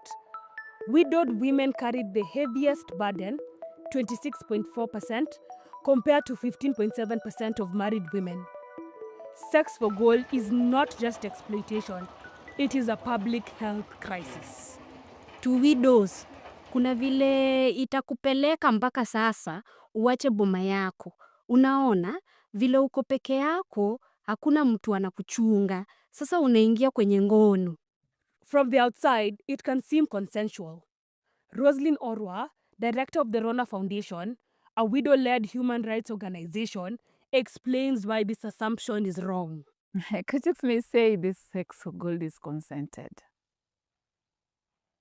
They had also said that wife inheritance and widow sexual cleansing is also a cultural right, but is a woman violated.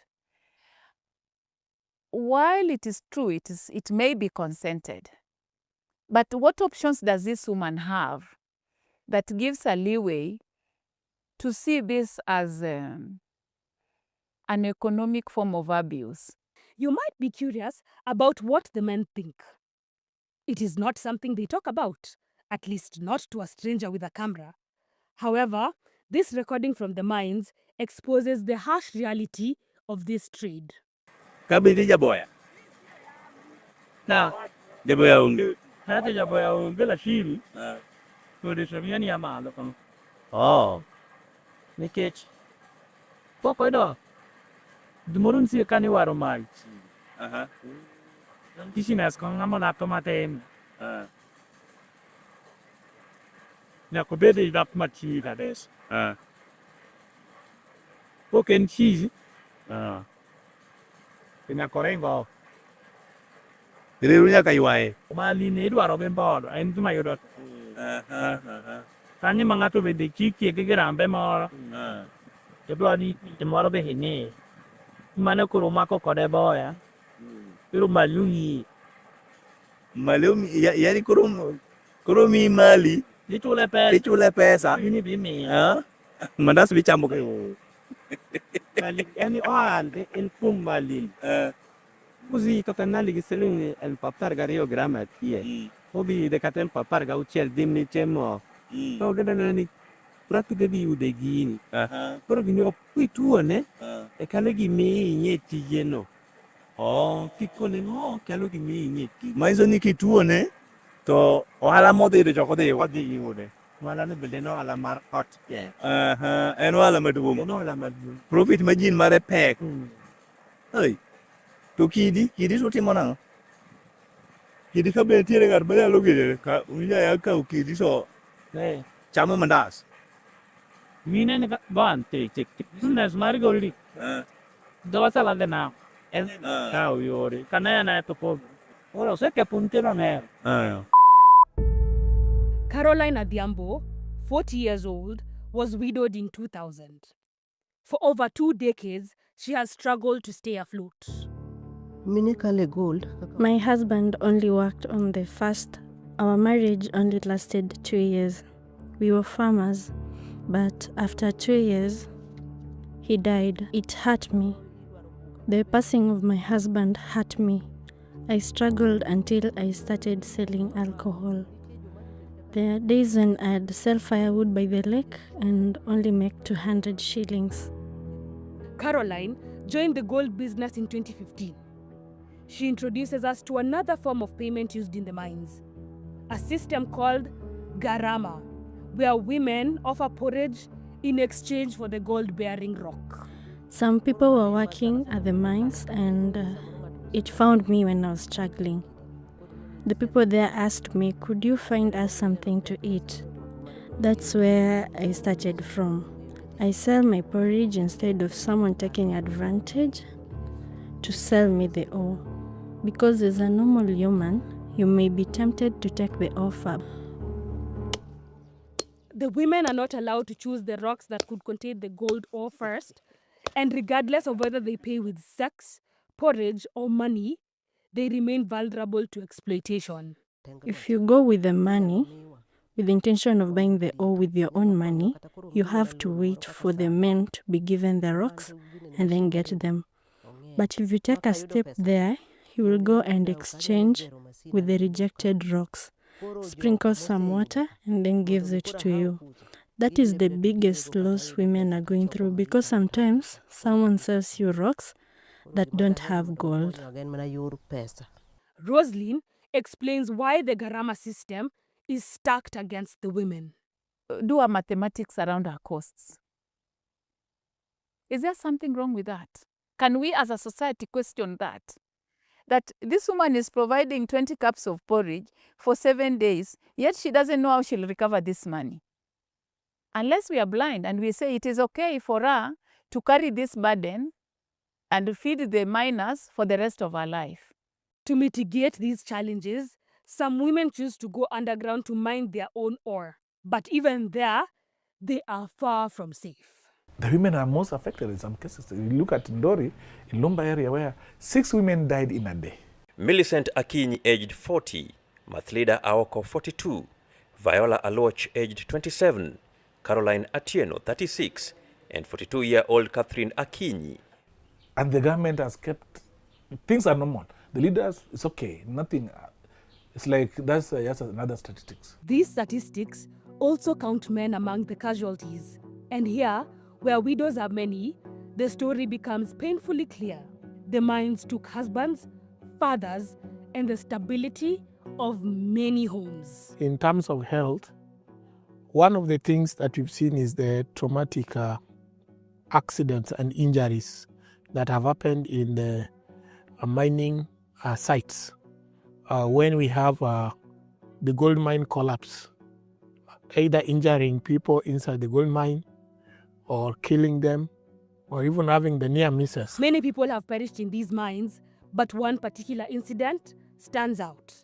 The 2021 tragedy, where 2 miners were killed and 10 others trapped after a mine caved in. The story of Tomo Kwach, one of the trapped miners, made national headlines, and as Amos, an elder of the community, says, it left the people of Abimbo scarred. Watoto wengine anaogopa mambo ya goldi kwa kulingana na kifo ya Kwach. Kwach anakufa kigafli. Kwach anakufa kwa simu ya kuenda na ya huko. Unafutafuta Kwach mwezi wangapi ya? Bwana Richard. Mwezi wangapi? Abreo. Mwezi wa 7 hivyo. Kufutafuta Kwach. Alafu kupata Kwach kama skeleton. Amos's son was a close friend of Okwach, and losing him was so traumatic that he decided never to return to the mines. When death occurs in these mines, accountability often disappears. There's a conspiracy between the police and the community and the mining site. When people die, if you process, do a postmortem, there's a possibility that those mining sites will be closed. And some accidents end up being covered up. Gabriel breaks down the challenges of regulating the mines. Not all of them have permits. Actually, a number of them don't. And because of their informal nature, it's so difficult to control them. Today is here. You intercept them and say, no, we want to see a permit for approval of this site. They disappear from that place. They go to a totally different sub-county. When they do the pits, right? At times they're following what they call them the gold veins, right? And at times the veins run across even roads. Sometimes they're even preventing homesteads, covering homesteads and blocking the entrances. There's this sound that happens where the machine were mining. And what impact are they causing our eardrums? The persons with equipment, some of them from China. We are seeing Somalis also in it. Shit!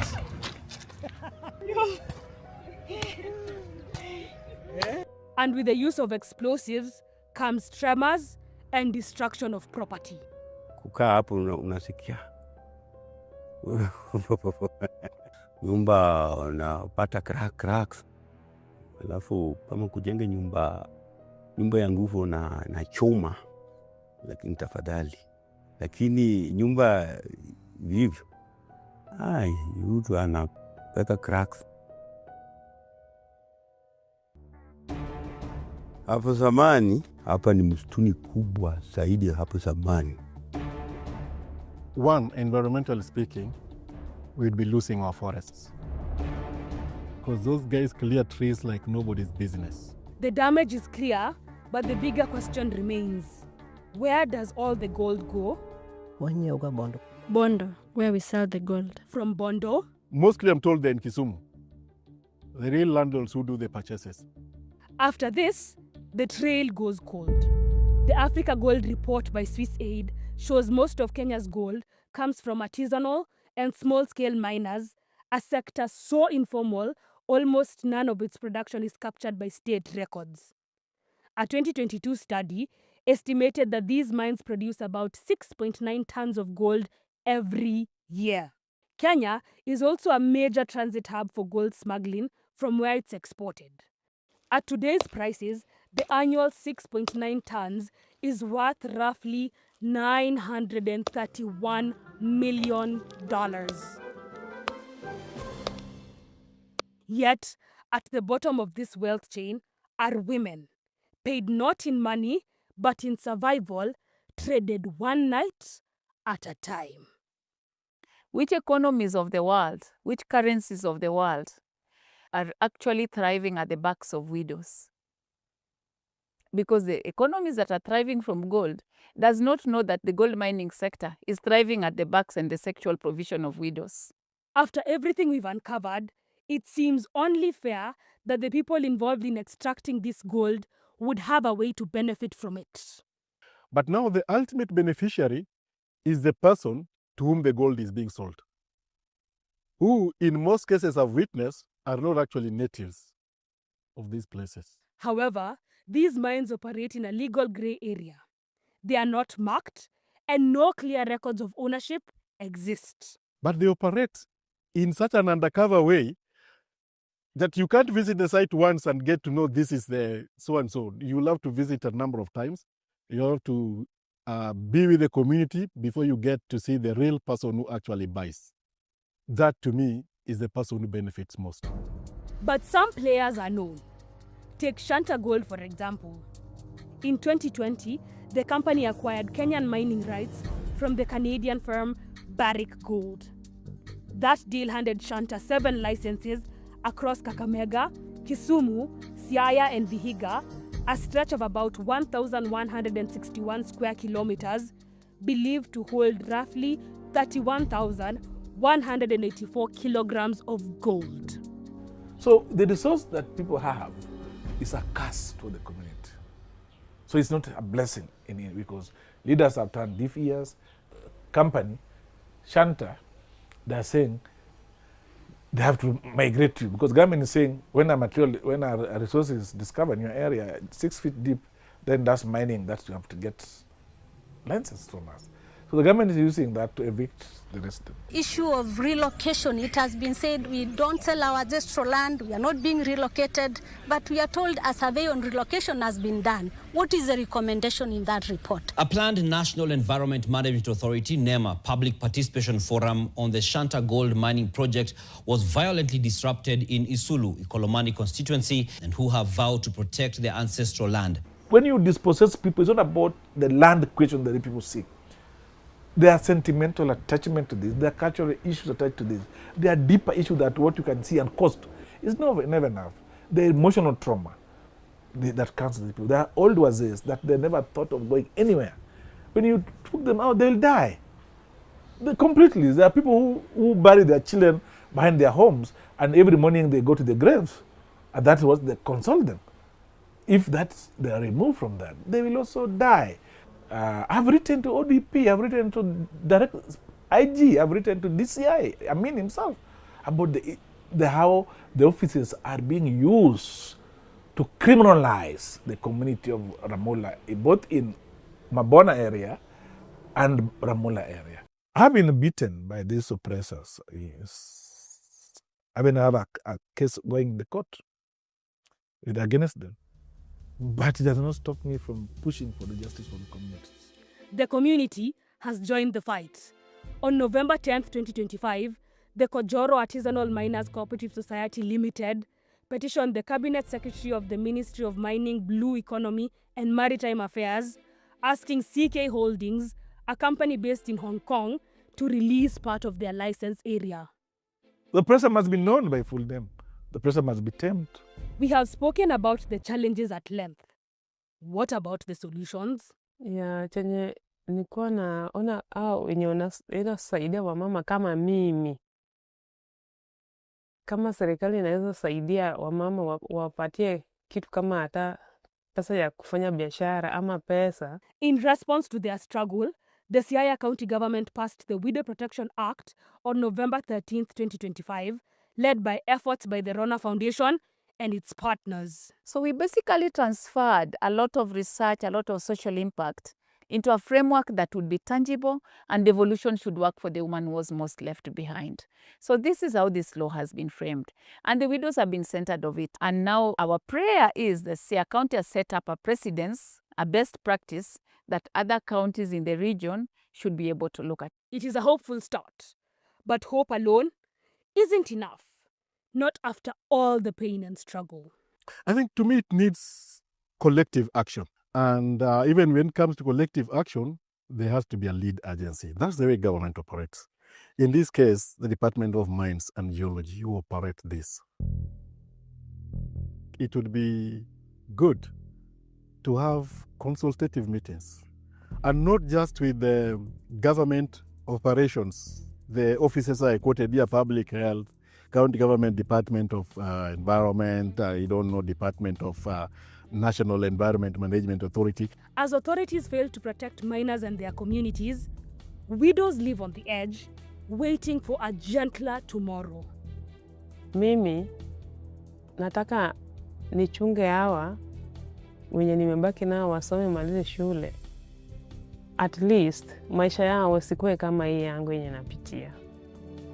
Hata ni kama Mungu ameniongeza masiku, nione hata wajukuu wangu wakikua, yani boma yangu ikue, hiyo generation ikuwe na maisha mzuri, si kama hii yenye napitia. Until change comes, sex for gold remains the unspoken price they pay. You can't define her by suffering and make that her fate. That when you see her, this is her fate. She has to pay for it. She has to suffer for it. Everybody seems to observe and enjoy her suffering. Ninamuuliza Mungu, hadi lini nitakuwa katika hali hii? Mungu, lazima ubadilishe tabia yangu na njia ninayopata kipato changu, kwa sababu nimechoka. Inafika wakati ninachoka na hii kasi na natamani nipumzike, lakini najua siku moja nitapumzika. Najua hivi karibuni sana utarudi, nami nitashuhudia yote. Hiyo nina uhakika nayo.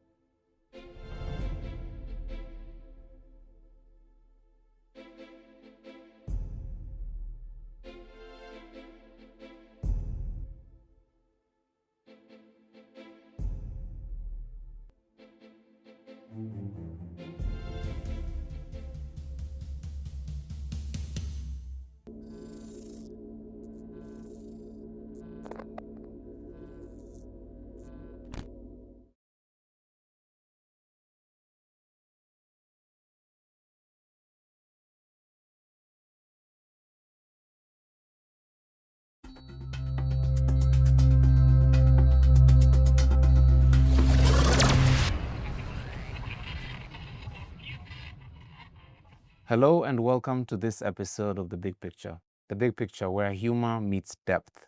For this conversation, it's going to be one of those where you might need to grab some water to drink mid-conversation just because of the weight of the conversation. But as of now, you might have seen our documentary that was just aired on Nation last night, and it was also published by Uncensored around 7 days ago. It's called Sex for Gold. The documentary is about a gold mine in Siaya, an artisanal gold mine in Siaya, where women's bodies are being traded for gold ores. And that documentary, that subject, those women and the things that they go through is going to be the topic for discussion today. I'm your lead co-host for the evening. My name is Tom Mukwana. I'm a reporter here at African Censored. And as usual, every week I do this with my co-hosts. Justine Wanda. Hi guys. I know there's no response, but I like doing that just so in case someone is typing in the comments. Yeah. But Justine, you've not sold Ujuza Sarah. Justine is a comedian, she's also a satirist, and she's a human rights activist. And she's my co-host, most importantly. Now, we have two guests in studio today. First, Chris Owala. Chris is a human rights and environmental activist. He prefers that title first, but I'll throw in a second one. He works for an organization called Community Initiative Action Group Kenya, and he's the executive director there. They do a lot of work nationally, but for this conversation, he's going to speak about his work in Siaya County. And to my far left is the representative for the Easter Lego Award, the member of County Assembly representing that ward. Her name is Mercedes Mado. She's also the chair of the Women Caucus at the Siaya County Assembly. She sponsored a very interesting bill that was passed. It's the first widow protection bill of the county, and correct me if I'm wrong, it's the first one nationally as well. Yes, it is. Yeah, interesting. It will also take center stage in this conversation at some point. But first, let's set the stage, ladies and gentlemen. Siaya, a lot of mining is happening in Kenya, and we ran a poll today asking people if they know of mining of gold in the country anywhere. And interestingly, around 33% of them said they don't know that mining even happens in the country, which shook me because it's not new news that people die in mines. So Chris, could you define what kind of mining happens? Where? Siaya. Great.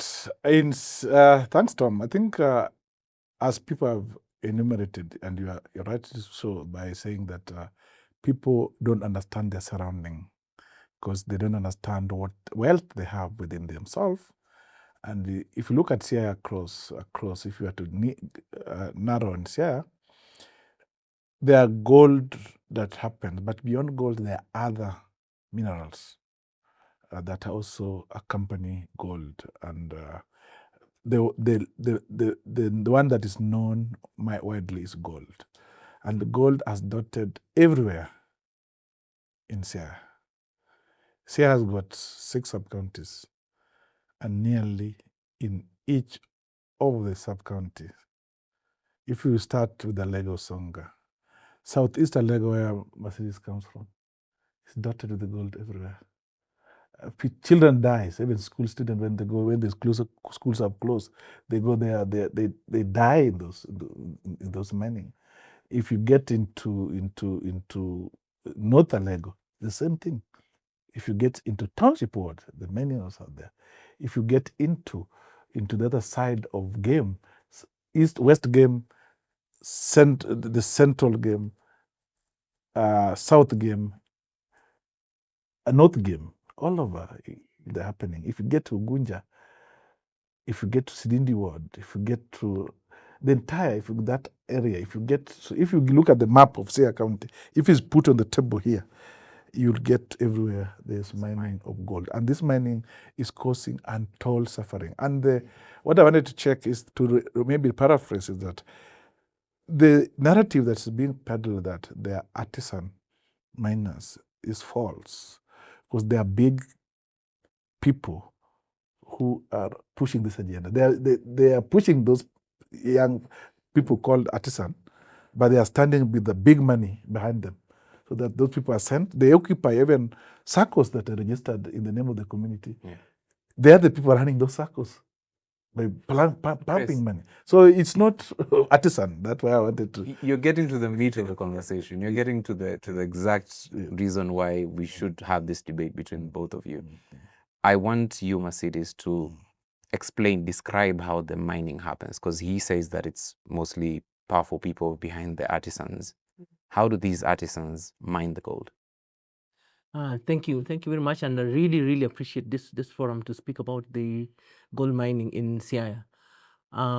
As you rightly said, I represent a ward called Southeast Alego Ward. It's actually the largest ward in Siaya County. I'm a first-time legislator, and until I got to work, I didn't know the magnitude of gold mining in my own ward. And I can tell you, like you said, when I got in, I realized actually that gold mining is the highest employer of my people, of our people in Siaya. The number of people that depend on gold mining, it's so high. But at the same time, I was so shocked at the way mining is done. It's done in a very haphazard manner.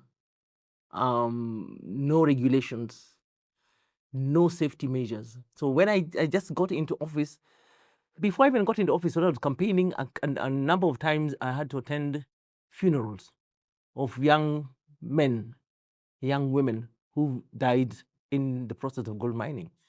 And I was concerned. I said, how do we send our people, our young people, for that matter, out there to do dangerous work, to do the work that they depend on for their livelihood? So it's core, it's important to the government. It should be important to the government that this is where our people are getting their livelihood, and therefore we should make it safe. I started going back and saying and finding out who should be responsible for their safety. And in there is a lot of opaqueness. There are a lot of hush. No one will tell you the truth. You ask who is the owner, how does it happen? You go to a homestead and people are living there, and for some reason, somehow someone discovered that there's gold in the compound. There's no regulation. The next day, people just come in there and they start digging and go underground with no safety measures, no safety equipment, no safety material when they go in there. And accidents happen. But these people who are working very hard in those mines, they end up getting very little. The work is back-breaking. Apart from the risk factor is very high. It's back-breaking, very risky. The process is long. You don't even know. It starts with digging the sand in the hole in the shaft, getting it out. It is prioritized. It is put in sacks, in bags. There are people who then crush it into finer dust. There are those who clean it. There's some manual machine that does the cleaning. There's some mercury in it. It's complex. It's a big industry. And I was surprised that the government isn't interested in this industry. And I'm surprised that there's no revenue that is collected, that there's no regulation. The problem is that mining is not devolved. It's not a devolved function in the county. So I go back to the county and say, what do we do? And they said, oh, mining is a national government activity. It is one of the project functions under the national government, and therefore regulations come and all these safety measures come from the national government. And I did, because I was concerned about my people. I went and followed up with the national office. The national office, the regional office is in Kisumu. Chris, Called.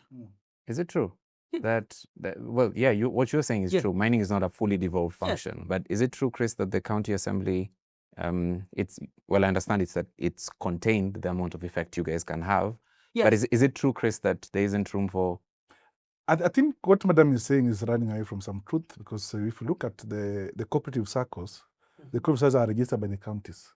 And all this mining, the so-called miners, are registered under Cooperative Act, which is a devolved function. Two, county government collect revenues from these spots where the mining happens. You know, when you collect a revenue from an illegal business, which means you are perpetuating an illegality. Yes. The reality, what could have happened, county government could have stopped collecting the revenues and tell them, ship up, follow the order. Because when county government come out with a receipt and the revenue people goes there to collect revenue, is authenticating an illegality, is in a way dancing on the death of those young people. Because county government, the business, say, you are our people, stop this, regulate it, because SACCOs are registered under rules and regulation. If you go out of the regulation, you will be deregistered. So county government has a duty, as much as it's a national government function, county government has a duty, first duty is to protect its citizen. True. By making sure that the business they're doing are of sound mind and the business they're doing are protecting the resident. Because when I come and collect revenue from you, I have a duty to make sure that your working condition is safe. So if the county doesn't want to do that, then the county government has failed in their duty. The national government also, we have what we call the cooperation. They are distinct. The national government and county government is distinct in their function, but they are cooperation. They are partnership. There are things they can do together. True. So when this county government realize there's something is wrong, they can pause and tell, oh, this mining is happening in our area. Can we have a round table? Yes. Can we make sure that the citizens are protected? But what is happening is that we thrive in chaos. The chaos enable, because what Mheshimiwa may not want to admit is that there are even some governors from other regions, or even former governors, that are invested in this mining in Siaya. And they are doing partnership with friends. So they don't want to be touched because they are either the political affiliation is the same or the friendship of the governor is the same. So they come and invest in Siaya, send our people to die there. But beyond this, there are Chinese investing in mining in Siaya. Where do they get the licenses?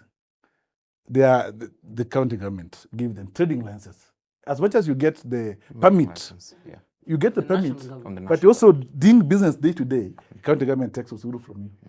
Okay, then I think my question to you, Mercedes, then what does it mean to coordinate between the national government and the county government so that what Chris is saying so clearly is, if I'm the one giving you the license to operate, I should at least know the extent of your business so that you're not endangering the county members. Is there a coordination framework between the national government and the county government, or does that not exist because people are trying to pass money under the table so that no one actually cares about the residents? Thank you. Let me just pick it up from where Chris has said that there are big players, there are small players, there are middle players in this. And the big players play right. They've got their licenses from the national government. The small players don't have anything. And actually, my experience in my ward is with the small guys who just wake up in the morning and one day there's gold and everybody's running and there's an owner and there's a landlord. Suddenly you become a landlord and you are told these are the terms. You don't even know what terms are. There are people who dictate the terms. You don't know them. But they are big players. I agree. They are big players. Even now there's controversy in South Game about the big players, the Chinese who want to come in and extract big gold because they've discovered there's big deposits of gold in that area. Yeah. And that's good business. If it's regulated, that is good. There's nothing wrong with gold mining if it's regulated and if it's safe. The problem is that if it's not safe, we have a problem. I agree with him that as a county, whether it's a national government, whether it's not a devolved function, but it's affecting our people, we must find ways to work together. Yeah. And we must find ways to sit together. I am sitting in the county assembly, and this is has been a concern and is brought to our attention as legislators that we need to sit down together with the national government and come up with regulations that are going to oversee the entire mining business. Big time. There's big money getting out of Siaya. We don't even know how much it is. And there's a committee that is responsible, and I can speak authoritatively that committee has actually, before we went on recess, we had a schedule of the legislators going out on fact-finding missions.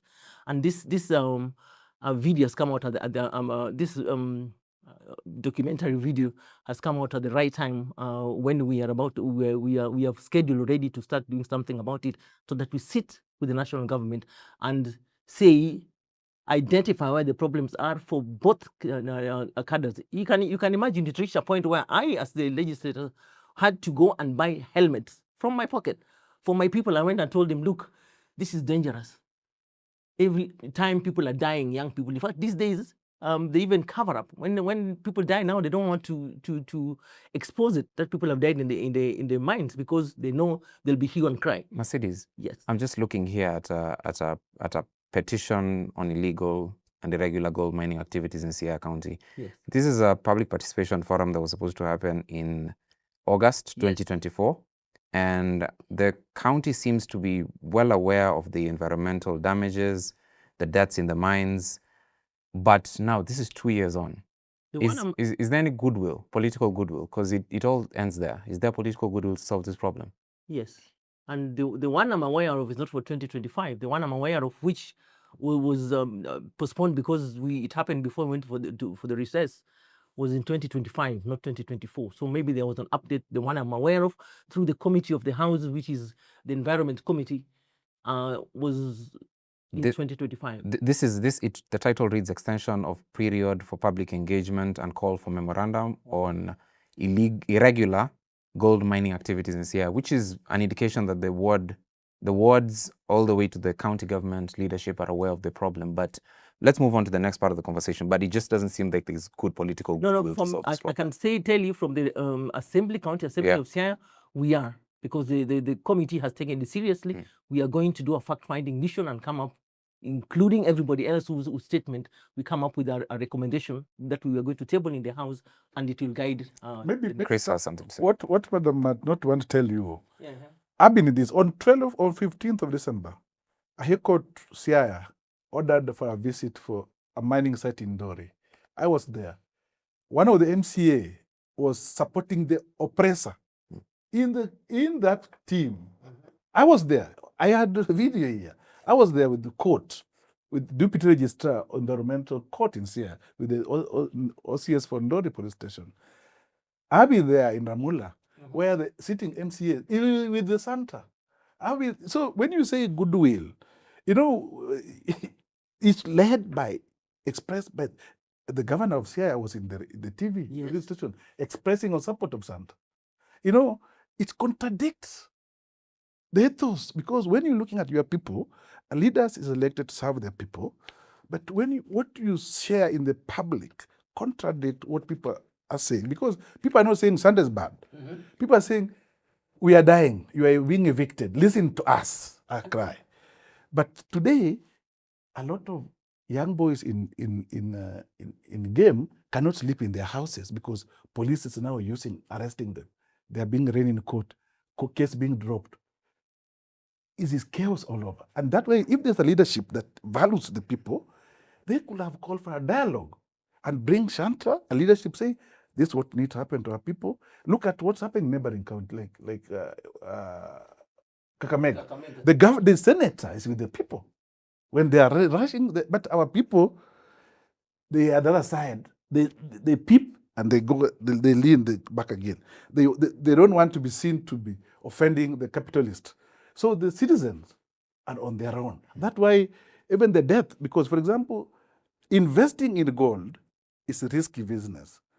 These small-scale miners cannot get a loan because that loan is a risk. The chance of getting it back is not easy.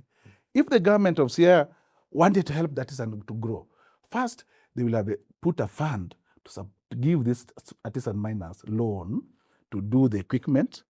2, they will have supply water, fresh water in this mining site.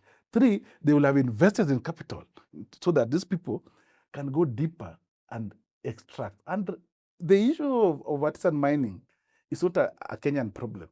Globally, it has been accepted that we cannot do away with artisan mining. We only need to reorganize it to benefit the locals. True. So when we advance the capitalists and oppress the locals, because if you get where the mining is happening, they are being criminalized. No one wants to listen to them. Even the Ministry of Mining say, form circles. After forming circles, police arrest you. Because these people are treated as people who are selling bangi. They are treated like criminals. So whenever you are found, so everybody comes from you to get money, police come arrest you. The people who get the best out of it, in those sites where the mining happening, there are people who park their cars. After toiling, They come and pay you peanut, go with them. Go with the gold. Chris, I really agree with you, but then it shouldn't be a case of them against us. Otherwise, we lose it. It can't be that the national government or county government is with the capitalists and therefore the oppressors. We get it wrong. We must sit at a round table because we need investors. We need the resources that come from mining because the people are earning a living. We out of that mining, and like we're saying, we cannot do away with it. How do we do it right? By sitting together and in a round table and agree without antagonizing one group against the other. That's where we go wrong in our communities, where any investor who comes, and the investor would actually come through regulations. But the moment an investor comes, the investor is, from what I see, I'm not right now speaking and saying that I'm on that side, is when an investor comes or whoever wants to regulate, including even the small scale. I have tried to go to my own small miners to try and bring order. And I'm telling you, I end up zero because nobody wants to tell me who is at the top of the ladder. I am seen as an aggressor. What do I have to do in this business? It is ours. Until we start seeing ourselves as co-investors or co-interested parties, we are not going to get this right. But each time and everywhere, including Kakamega, it is them, us against them, and people come and want to talk. The next thing, it is war. People are chasing each other. We are not going to solve the problem. As problem is solved by sitting down the table and agreeing what are the parameters. How can we work this together? How can you bring you as what are you bringing in as an investor? What are we getting out as a community? Then we are going to move.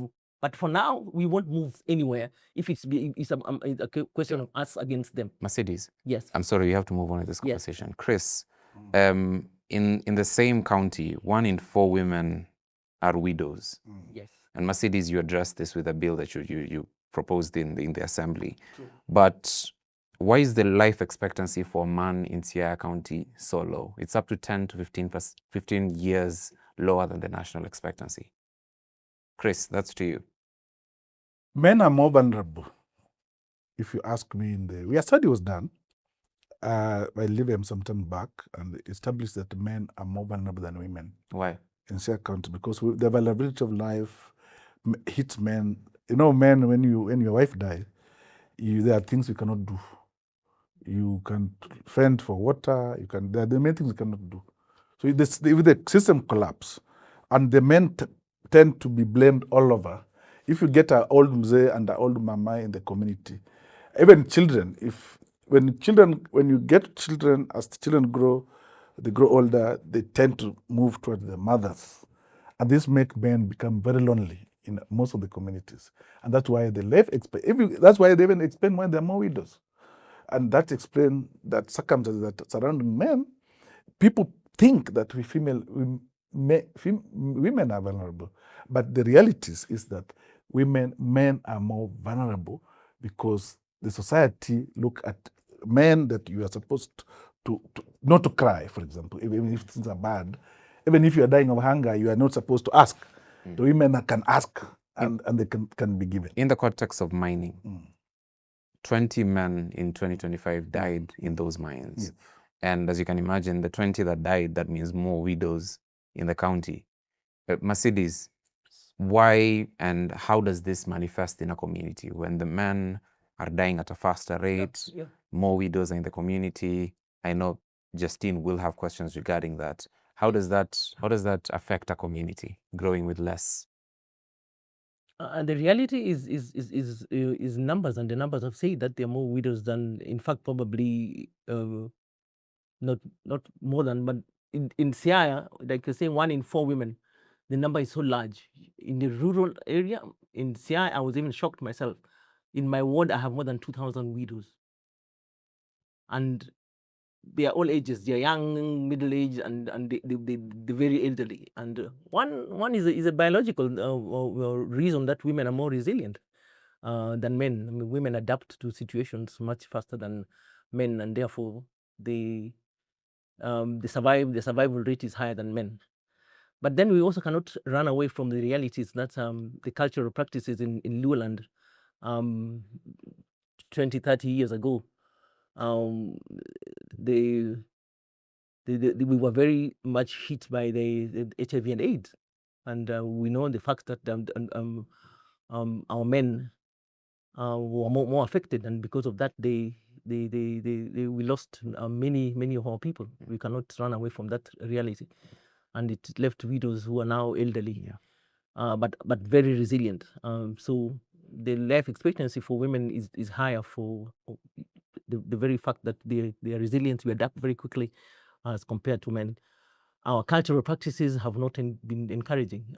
With polygamy and wife inheritance all contributed to HIV/AIDS increased cases. And yeah, coming back to the mines, this is another problem. And we've lost young men living behind very, very young widows.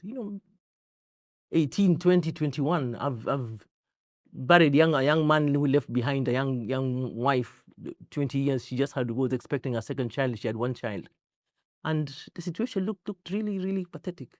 But now, another phenomenon which is coming up right now in the mining sector is that we have women who are now getting inside the hold, the gold shafts. Before, the women would mostly be waiting for the men to go in and come out with the gold, the rocks. But now women are actually daring to go in. Young women are daring to go in, and a number of them have also died in the process. So yes.